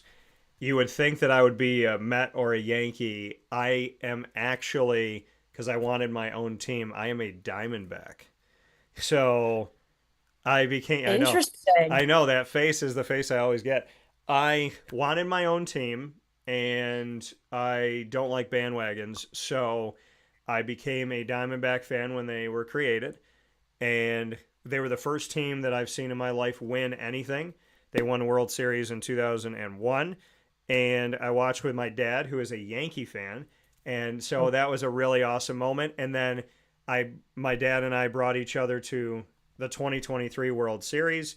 and we went out to Arizona for the first time ever, went to Chase Field for the first time ever, and experienced that. And then for his birthday, I just brought him to Yankees Diamondbacks in the city. But I will say that I do have a soft spot for the Yankees and the Mets. I got Mets sunglasses when I was 4 years old that had the Mets logo, and I could see out, but you couldn't see my eyes. So I've always been a softie for the Mets and the Yankees for my dad and my grandpa. So I do cheer on Mets Yankees when they're out there in the world not playing my Diamondbacks. But the Subway Series is something that I definitely is on my bucket list for sure that I have to do at some point in my life. Yeah, me and my family, we try and make it up to the Subway Series every single year at the City Field one. But can I actually tell you that I have a very similar experience with my hockey team? Okay. I am a self-proclaimed Kraken fan There we go. for the same reason that they are brand new. And I was like, you know what? They need some fans. I like their logo. I'll be a Kraken fan. So when I get that question about hockey, I always say, yeah, I'm a Kraken fan, and nobody really understands it. But I mean, oh well. Yeah, I have a soft spot for them. I'm a Duck fan purely because of the Mighty Duck movies. Yes, That yes, is, yes. and now they're back to the Mighty Duck logo. So I'm like I got to buy up all this stuff now. Mhm. My final question for you. So, learning a little bit about each other today on the show, I'm going to task you to do something in the moment. You and I are going to be in a movie. It is going to be a comedy. What is going to be your job? Or how about this? So, you and I are in a movie. It's a comedy. What city is it set in? You have to pick an occupation for the both of us to do. And what is like the big part of the movie? So, I want to know, what are we doing for work? What city are we in? And what's that like climax moment in this comedy? I like making like buddy movies, funny movies. So we got two New Yorkers here who appreciate culture, two Italians. So bring me into what that movie's going to be. I think it's definitely gonna have to be something along the lines of my mom gets sick. We got to figure out the chicken cutlet recipe for the big family dinner. And we are in, let's say we're in Binghamton, New York. We got to find our way down to New York City, deliver those chicken cutlets to mom's standard. Um, I would definitely say that would be a pretty funny movie, especially with I know I would like to say I'm a pretty decent cook. I don't know about yourself, but who knows if I can make the chicken cutlet to the standard of my mother. Um, I think that would definitely be the moment. I Yeah. can already see this, and you being a Kraken fan, play on words. I'm calling the movie Cracking the Cutlet. That's great. I would watch that movie. I would too. I think a lot of Italians. If we made a movie called Cracking the Cutlet and mom gets sick and we got to Oh figure yeah. out the recipe to recreate these cutlets and get them ready for the family dinner, that is a movie that I can pretty much guarantee you every Italian I know would be like, yeah, I'd give that a shot. So I think Oh yeah, 100%. and I will tell you this, I have dabbled in screenwriting, so maybe, just maybe, Sarah, we fell onto something today. Okay. Cracking the That Cutlet. that goes on for the both of us. Got to get you a chicken cutlet. Got to write our movie about the chicken cutlet. Oh yeah. Yeah. All chicken cutlet stuff. All chicken cutlet related. So tell mom if she and if you're watching, ma, hey, that chicken cutlet. We care about it so much we're willing to make a movie about it. For Sarah Rende and for myself, Dan Tortora, this has been such an Italian Bearcat Breakroom, and I've been here for the whole thing. So, Sarah, thank you for your time, and I know that you're graduating, but I would love to keep in touch because not only the story that you told today, but the way that you look at life, the positivity that you bring, and selfishly to keep myself connected to a good chicken cutlet. I'd love to have you back on the show. Thank you so much for having me. This has been such a great experience. Love to have a conversation with a good chicken cutlet lover. And yeah, we will definitely. I could definitely get you that chicken cutlet at some point down the line. So, but again, thank you so much. Absolutely. That's my goal, Sarah. So we'll talk with you soon. God bless on graduation and your terrific time that you've had at Binghamton. And very much thank you for all the work that you and your teammates did to bring so much success to a very memorable season. And like you said, leaving it better than you found it. Yes, absolutely. Just thank you so much for having me. It's been such a great experience. Sounds good. I'll talk with you soon. Have a good one. Take care. That coming from Sarah Rende one more time here on Wake Up Call with Dan Tortora. Cracking the cutlet. I like that. So I really like that. I don't want anybody taking that from me. Jerry said fantastic. And Jerry, being a Phillies fan, Jerry, we are 2 days into this week worth of shows, and the Phillies have been hit twice. There's been 2 shots taken at the Phillies, one by Brendan and one by Miss Sarah Rende. So, but getting nice words here from Jerry saying that she's a fantastic young woman. So he is willing to give her a pass on the fact that she is not a Philly fan. We'll take a step aside for a fast break. Sarah was great.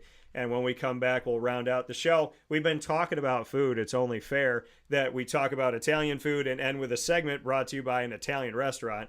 Avicolli is bringing you the ingredients to success right after this fast break on Wake Up Call with Dan Tortora. Stay with us inside the Great Lakes Honda City studios.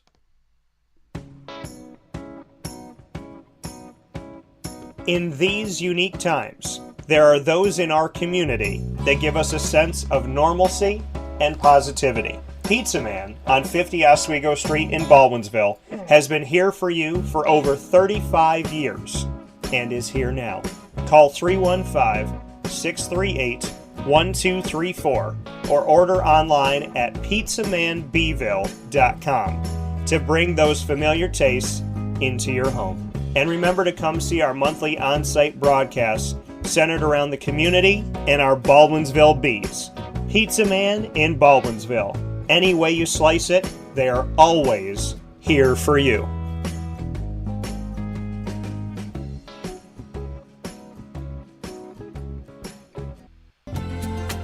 Looking for your next ride? Look no further than Great Lakes Honda City, located on 7140 Henry Clay Boulevard in Liverpool, New York. Serving our community for decades, their new and pre-owned vast array of vehicles are available to you Monday through Saturday on site. To search from home, shop at GreatLakesHondaCity.com. Call 315-365-5576 to set up an appointment. That's 315-365-5576 for Great Lakes Honda City, 7140 Henry Clay Boulevard in Liverpool, New York. Great cars, great people, Great Lakes. All right, you need to come out here and get yourself the Brooklyn Pickle. I was talking about this with one of my buddies. I was like, yo, there's no better sandwich in the state of New York than the Brooklyn Pickle. And now that I found out that they're going down to North Carolina, we are taking over your taste buds everywhere you are, wherever you're going to be. You need to get yourself out to the Brooklyn Pickle. Pinehurst, you just realized that you found yourself the best sandwich shop that you're ever going to have. This is a glorious moment. It's a blessing to your community. You're welcome. Brooklyn in the house, baby. Go over to the Brooklyn Pickle. You already know what it is. You heard the man. Head to Brooklyn Pickle Pinehurst on 1788 Old Morgantown Road in Southern Pines, North Carolina.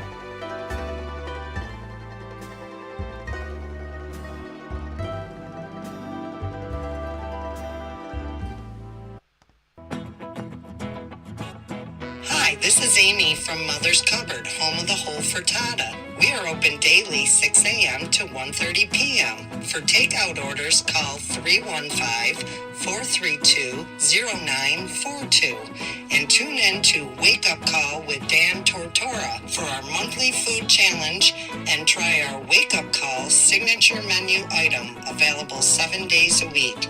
Here at Mother's Cupboard, we are Central New York, and it's our honor to serve you. Ma and Pa's Kettle Corn and Popcorn Factory remind us that every day is worth celebrating at 201 7th North Street in Liverpool, New York. Open Monday through Saturday in-store and always online at maandpaspopcorn.com. Serving our Central New York community and beyond, order anywhere, anytime at maandpaspopcorn.com. Stop in to get a tin at Ma and Pa's on 201 7th North Street in Liverpool, New York to get your half-price refills for the rest of your life. Come to Ma and Pa's for your holiday gift giving for family, friends, employees, and clients. And remember, for fundraising and events, to call 315-450-6272. That's 315-450-6272. Ma and Pa's Kettle Corn and Popcorn Factory. How corny are you? This is Jimmer Sikowski, owner-operator of Chick-fil-A Cicero, 7916 Brewerton Road in Cicero, right in front of the Home Depot. I had a deep feeling that God wanted me to do something bigger with my life and to help people, help others. I kept putting Chick-fil-A in my life, and I realized as I was going through the franchise selection process that positively impacting the lives of others was really core to what we do here at Chick-fil-A. First of all, it starts with the food. The food is brought in fresh daily. We bring in local produce. We prepare to order in the kitchen. We hand bread our chicken. We hand spin our milkshakes. It's great food. It doesn't taste like fast food. I think the second thing is the way people feel when they come in a Chick-fil-A restaurant. It's different. We try to treat people with intentional kindness here, which is very different and deeper than good customer service. And so I think it feels remarkable for most people to come in a Chick-fil-A restaurant. And then lastly, the impact that we try to have in the community is very different. It's a big part of the expectation of every operator of a Chick-fil-A restaurant is that they're actively engaged in their community, they're a leader in the community, and they're making a difference. When they realize that what we're striving to do is to shine a little light in their life, that's a very, very different experience than you will have in any other quick service restaurant. And it's that remarkable experience that I think people will emotionally connect with. Carvel DeWitt, it's what happy tastes like. Do you know why? Because we make ice cream. Creamy, rich, flavorful ice cream. Not yogurt or iced milk like some of our competitors. Ice cream. Fresh, by hand, daily. For the calorie conscious, we have something new for you. Our new Carvelite. Same great flavor, creaminess, and texture of our regular ice cream with only 35 calories an ounce. So whether you want an ice cream cake, flying saucer, dasher, carvalanche, hard or soft ice cream, we will satisfy your craving with our fresh, handmade regular or new Carvelite ice cream. Carvel DeWitt. It's what happy tastes like.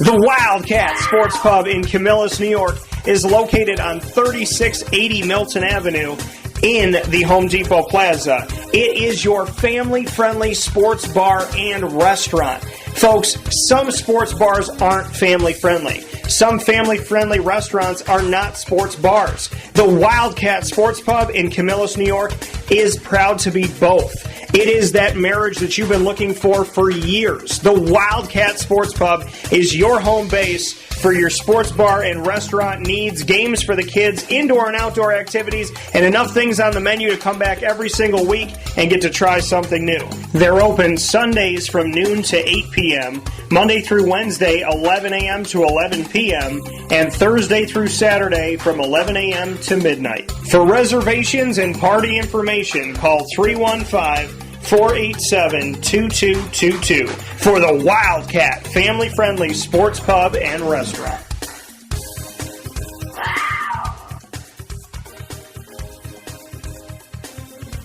GG Cards and Breaks. Like, comment, subscribe. GG Cards and Breaks comes to you on 639 Delmar Place in Syracuse, New York. You can find them there Tuesday through Saturday from 10 to 6 and on Sundays from 10 to 5 with all that you need for your sports card and trading card desires. You can go there for hockey, soccer, basketball, baseball, football, as well as Disney Lorcana, Magic the Gathering, Yu-Gi-Oh!, Pokemon, and more. All the supplies to protect your cards, to move your cards, to showcase your cards, to bring them out to different shows, to be able to travel with them. Everything is at a one-stop shop at GG Cards and Breaks. And no matter what your age is, helps to keep you a big kid. And that's what I love more than anything, is going in there and laughing with them and spending time with them, learning different things, and just coming away with more than simply just a card shop.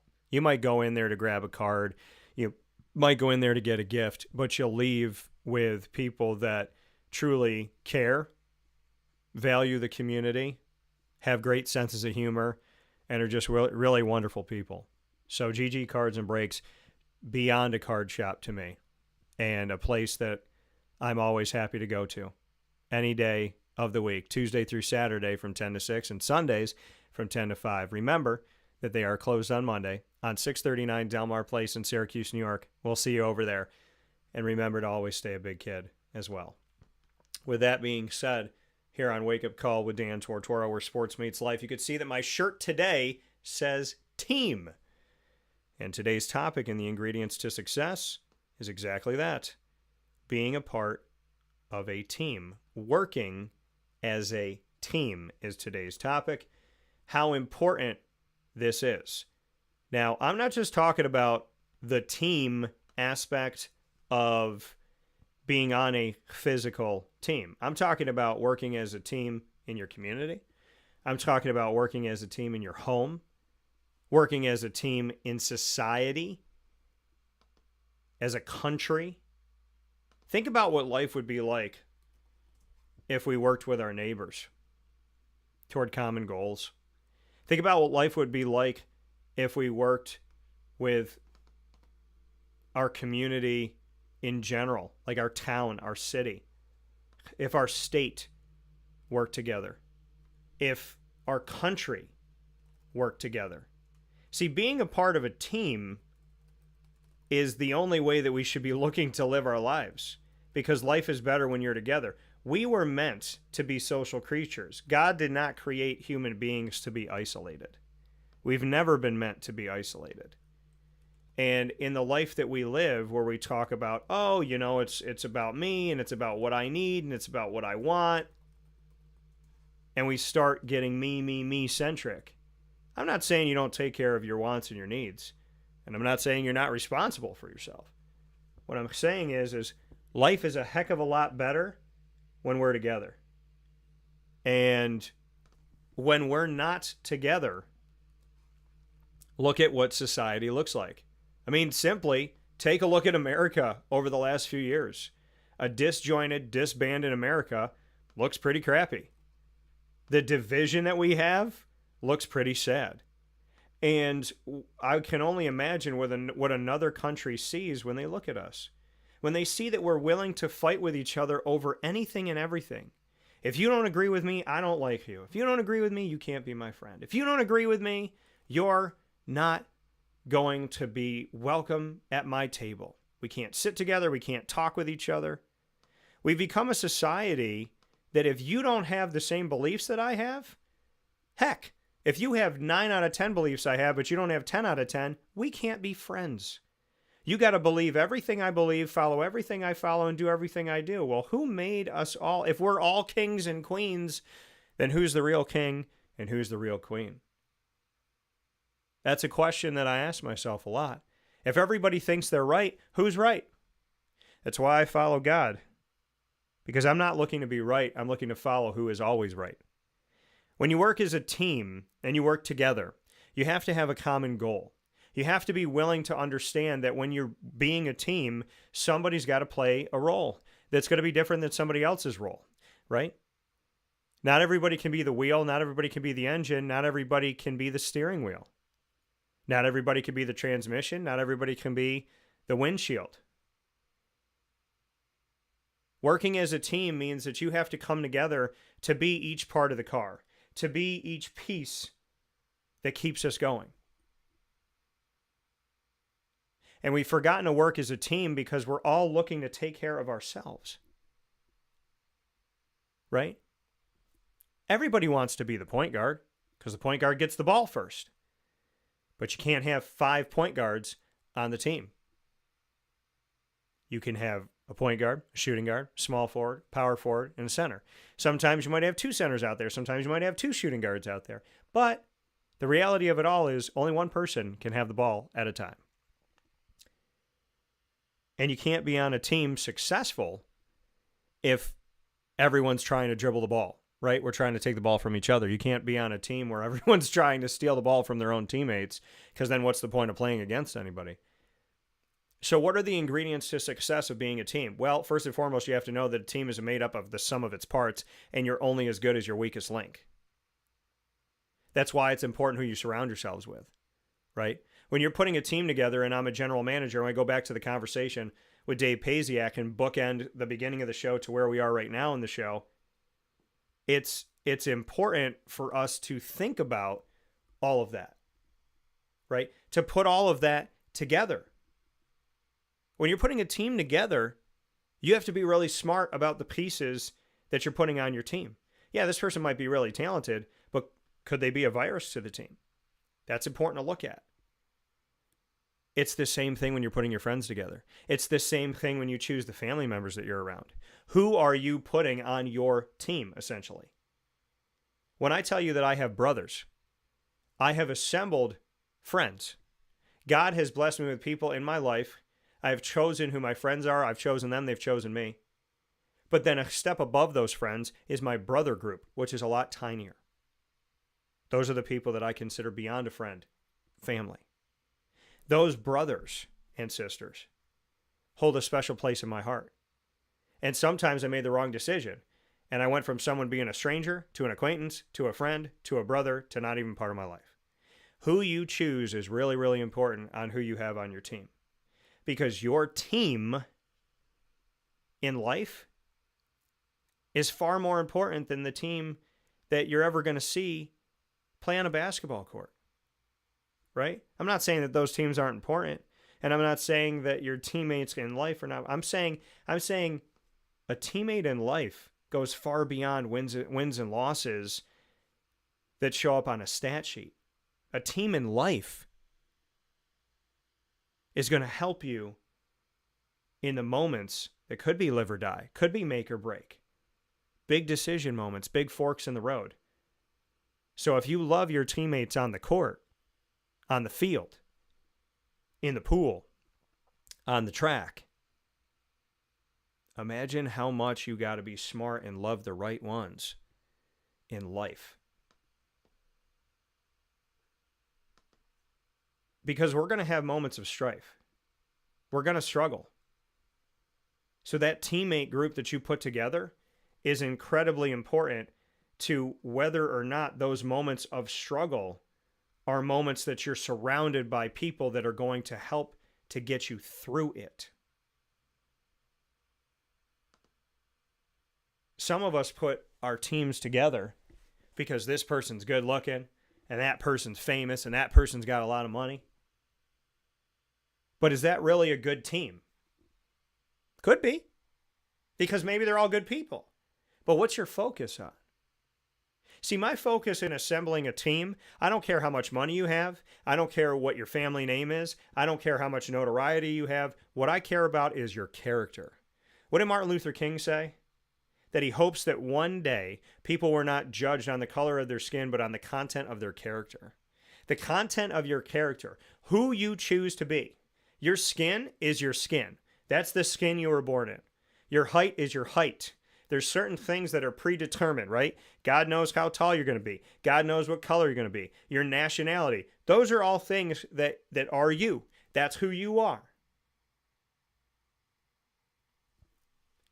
But who you choose to be, that's what I care about. That's where the real excitement comes in. That's where the paintbrush comes in. Because your nationality, your height, your skin color, that's whatever, right? Who you choose to be, that's who you've chosen to be if your skin was white, black, blue, brown, polka dot.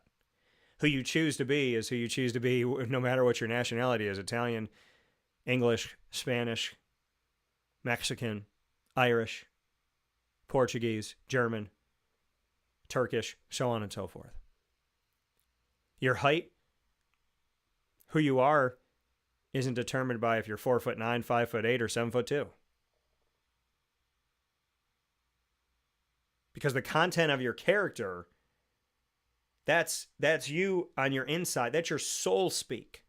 This is what I want the world to know me to be. This is who I want to be. So when you're working as a team, step number one, you have to know who you are. You have to know your strengths and your weaknesses. Step number two, you have to look at who you surround yourself with. Step number three, you got to understand that on a team, we all have different roles. And those roles can change at different times. right?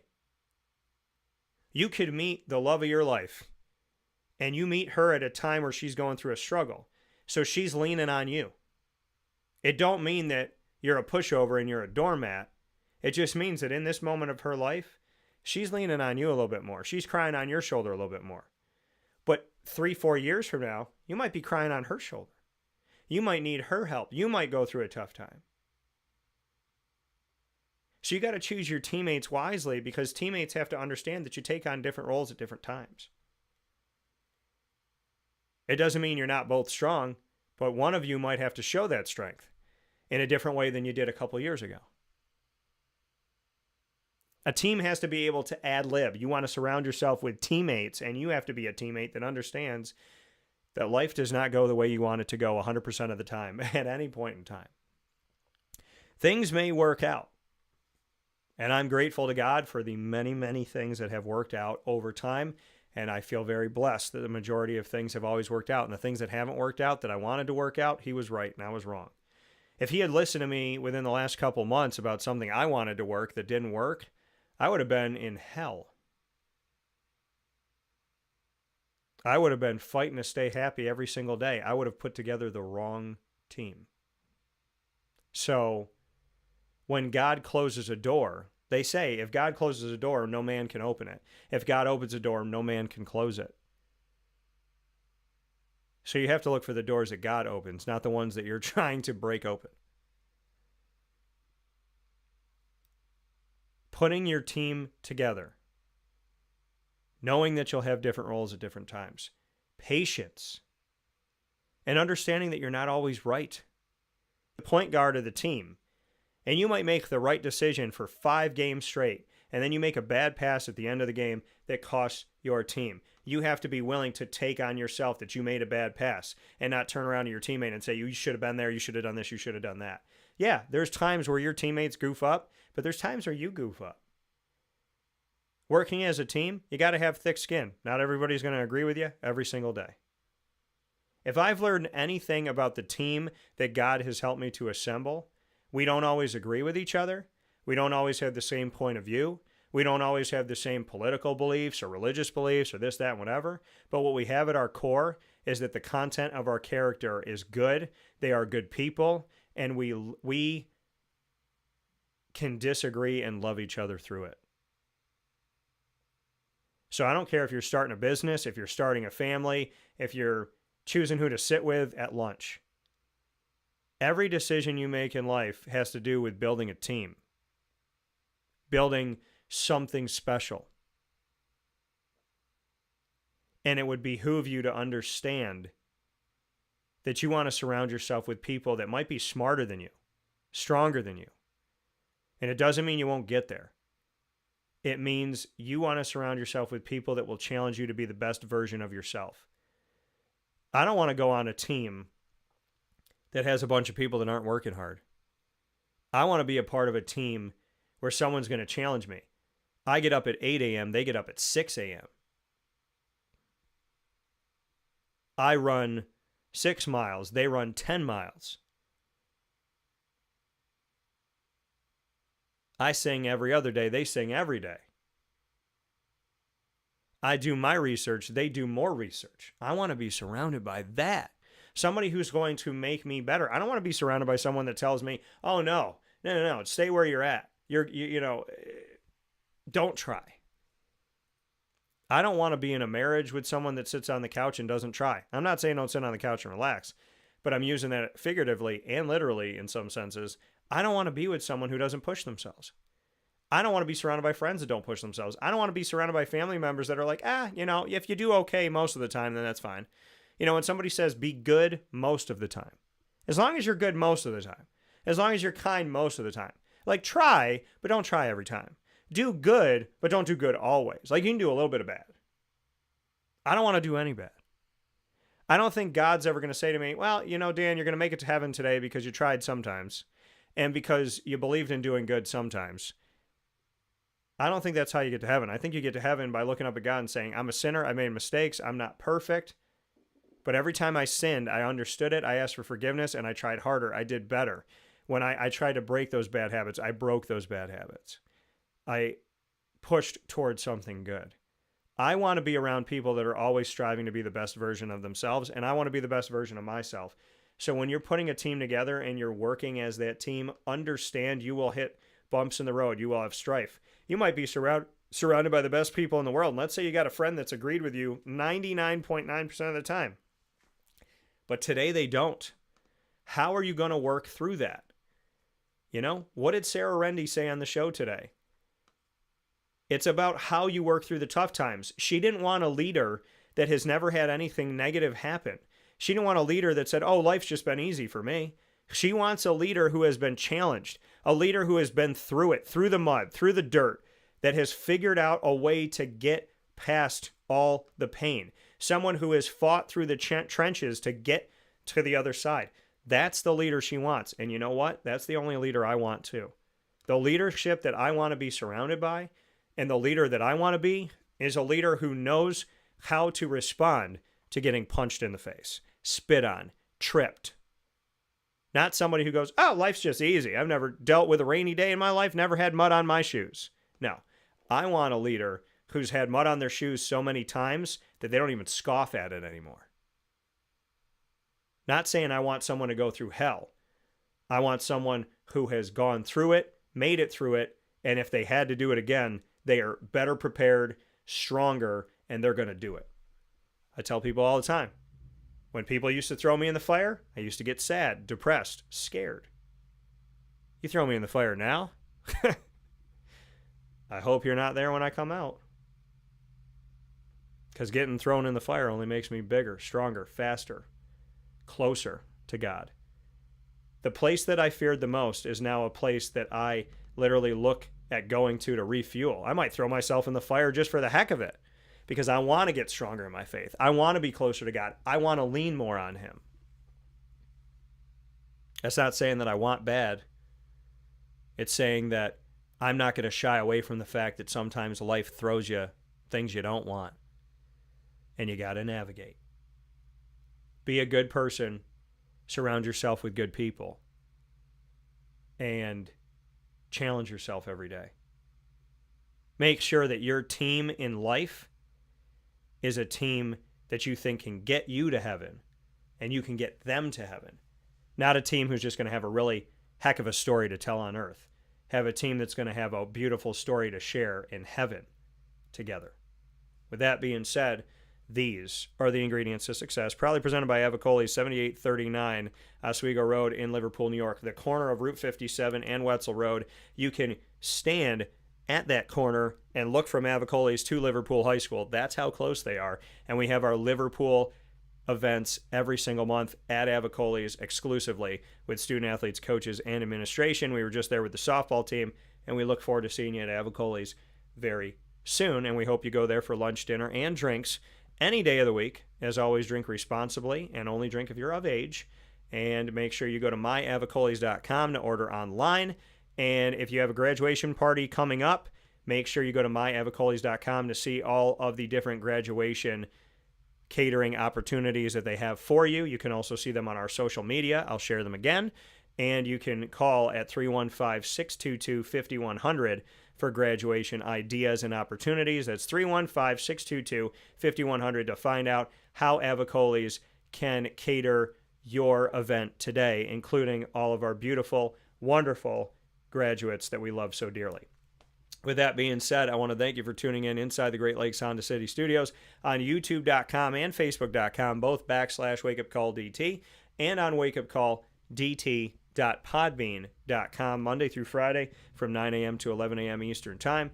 And, of course, finding us on Amazon Music, Audible, iHeartRadio, iTunes, and Apple Podcasts, Player FM, Podbean, Podchaser.com, Podvine, Spotify, TuneIn, and YouTube. All you have to do is search Wake Up Call with Dan Tortora, or one word, Wake Up Call DT. Make sure to subscribe and follow. It is free on all of our channels. And of course, big time thanks to the Brooklyn Pickle. We just started an all new segment on my social media called In a New York Minute. And Brooklyn Pickle down in Southern Pines bringing that New York awesome flavors and ideas and ingredients down to North Carolina. 1788 Old Morganton Road in Southern Pines, North Carolina. You have now found your favorite sandwich shop down in North Carolina at Brooklyn Pickle in Southern Pines. and our segment In a New York Minute, bringing you uplifting and inspirational words from my life, from the wisdom and the knowledge that I've gained and the experiences that I've had.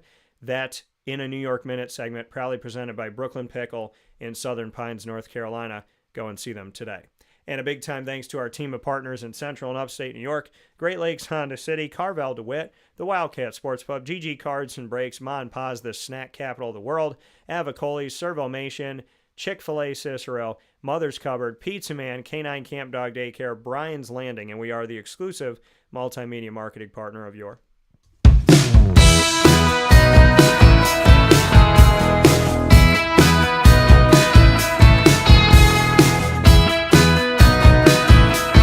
Lemoyne College Dolphins. It's Fins Up every single month on Wake Up Call. Find your Dolphins during Dolphin Time every Wednesday at 9 a.m. Eastern Time with student athletes, coaches, administration, future Dolphins, and alumni. All you have to do is go to our many channels that we have here, live Wednesday at 9 a.m. Eastern Time. And of course, you can also find all of our content with the Dolphins by going to youtube.com/wakeupcalldt. Click subscribe, hit the notification bell, and find our Lemoyne playlist. You also find the Dolphins by going to wakeupcalldt.com's homepage and underneath the exclusive partners tab. For more information, go to LeMoyneDolphins.com. And as always, Fins Up.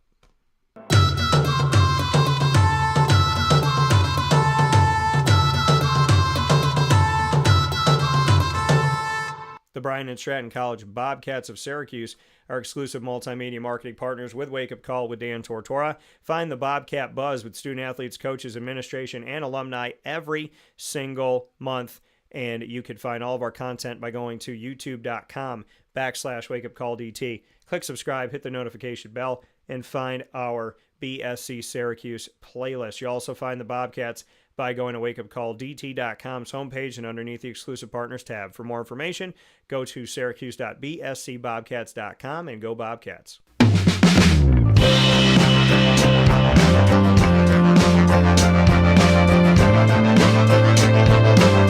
The Binghamton University Bearcats are exclusive multimedia marketing partners with Wake Up Call with Dan Tortora. Find the Bearcats every Tuesday, like today, at 10 a.m. Eastern Time worldwide with our Bearcat Breakroom and our Moments with Marshall. Student athletes, coaches, administration, and alumni joining the show. Find it all by going to youtube.com/wakeupcalldt. Click subscribe, hit the notification bell, find our Binghamton playlist. You also find the Bearcats on wakeupcalldt.com's homepage and underneath the exclusive partners tab. For more information, go to binghamtonbearcats.com and go Bearcats.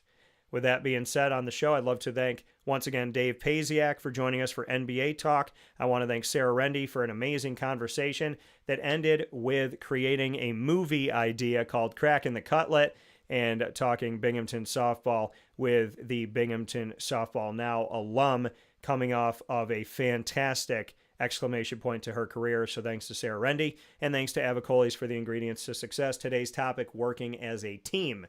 Facebook at WakeUpCallDT, X at CallDT, Instagram at WakeUpCall_DT. As always, from the Great Lakes Honda City Studios, God bless, no stress, do your best. We'll talk soon.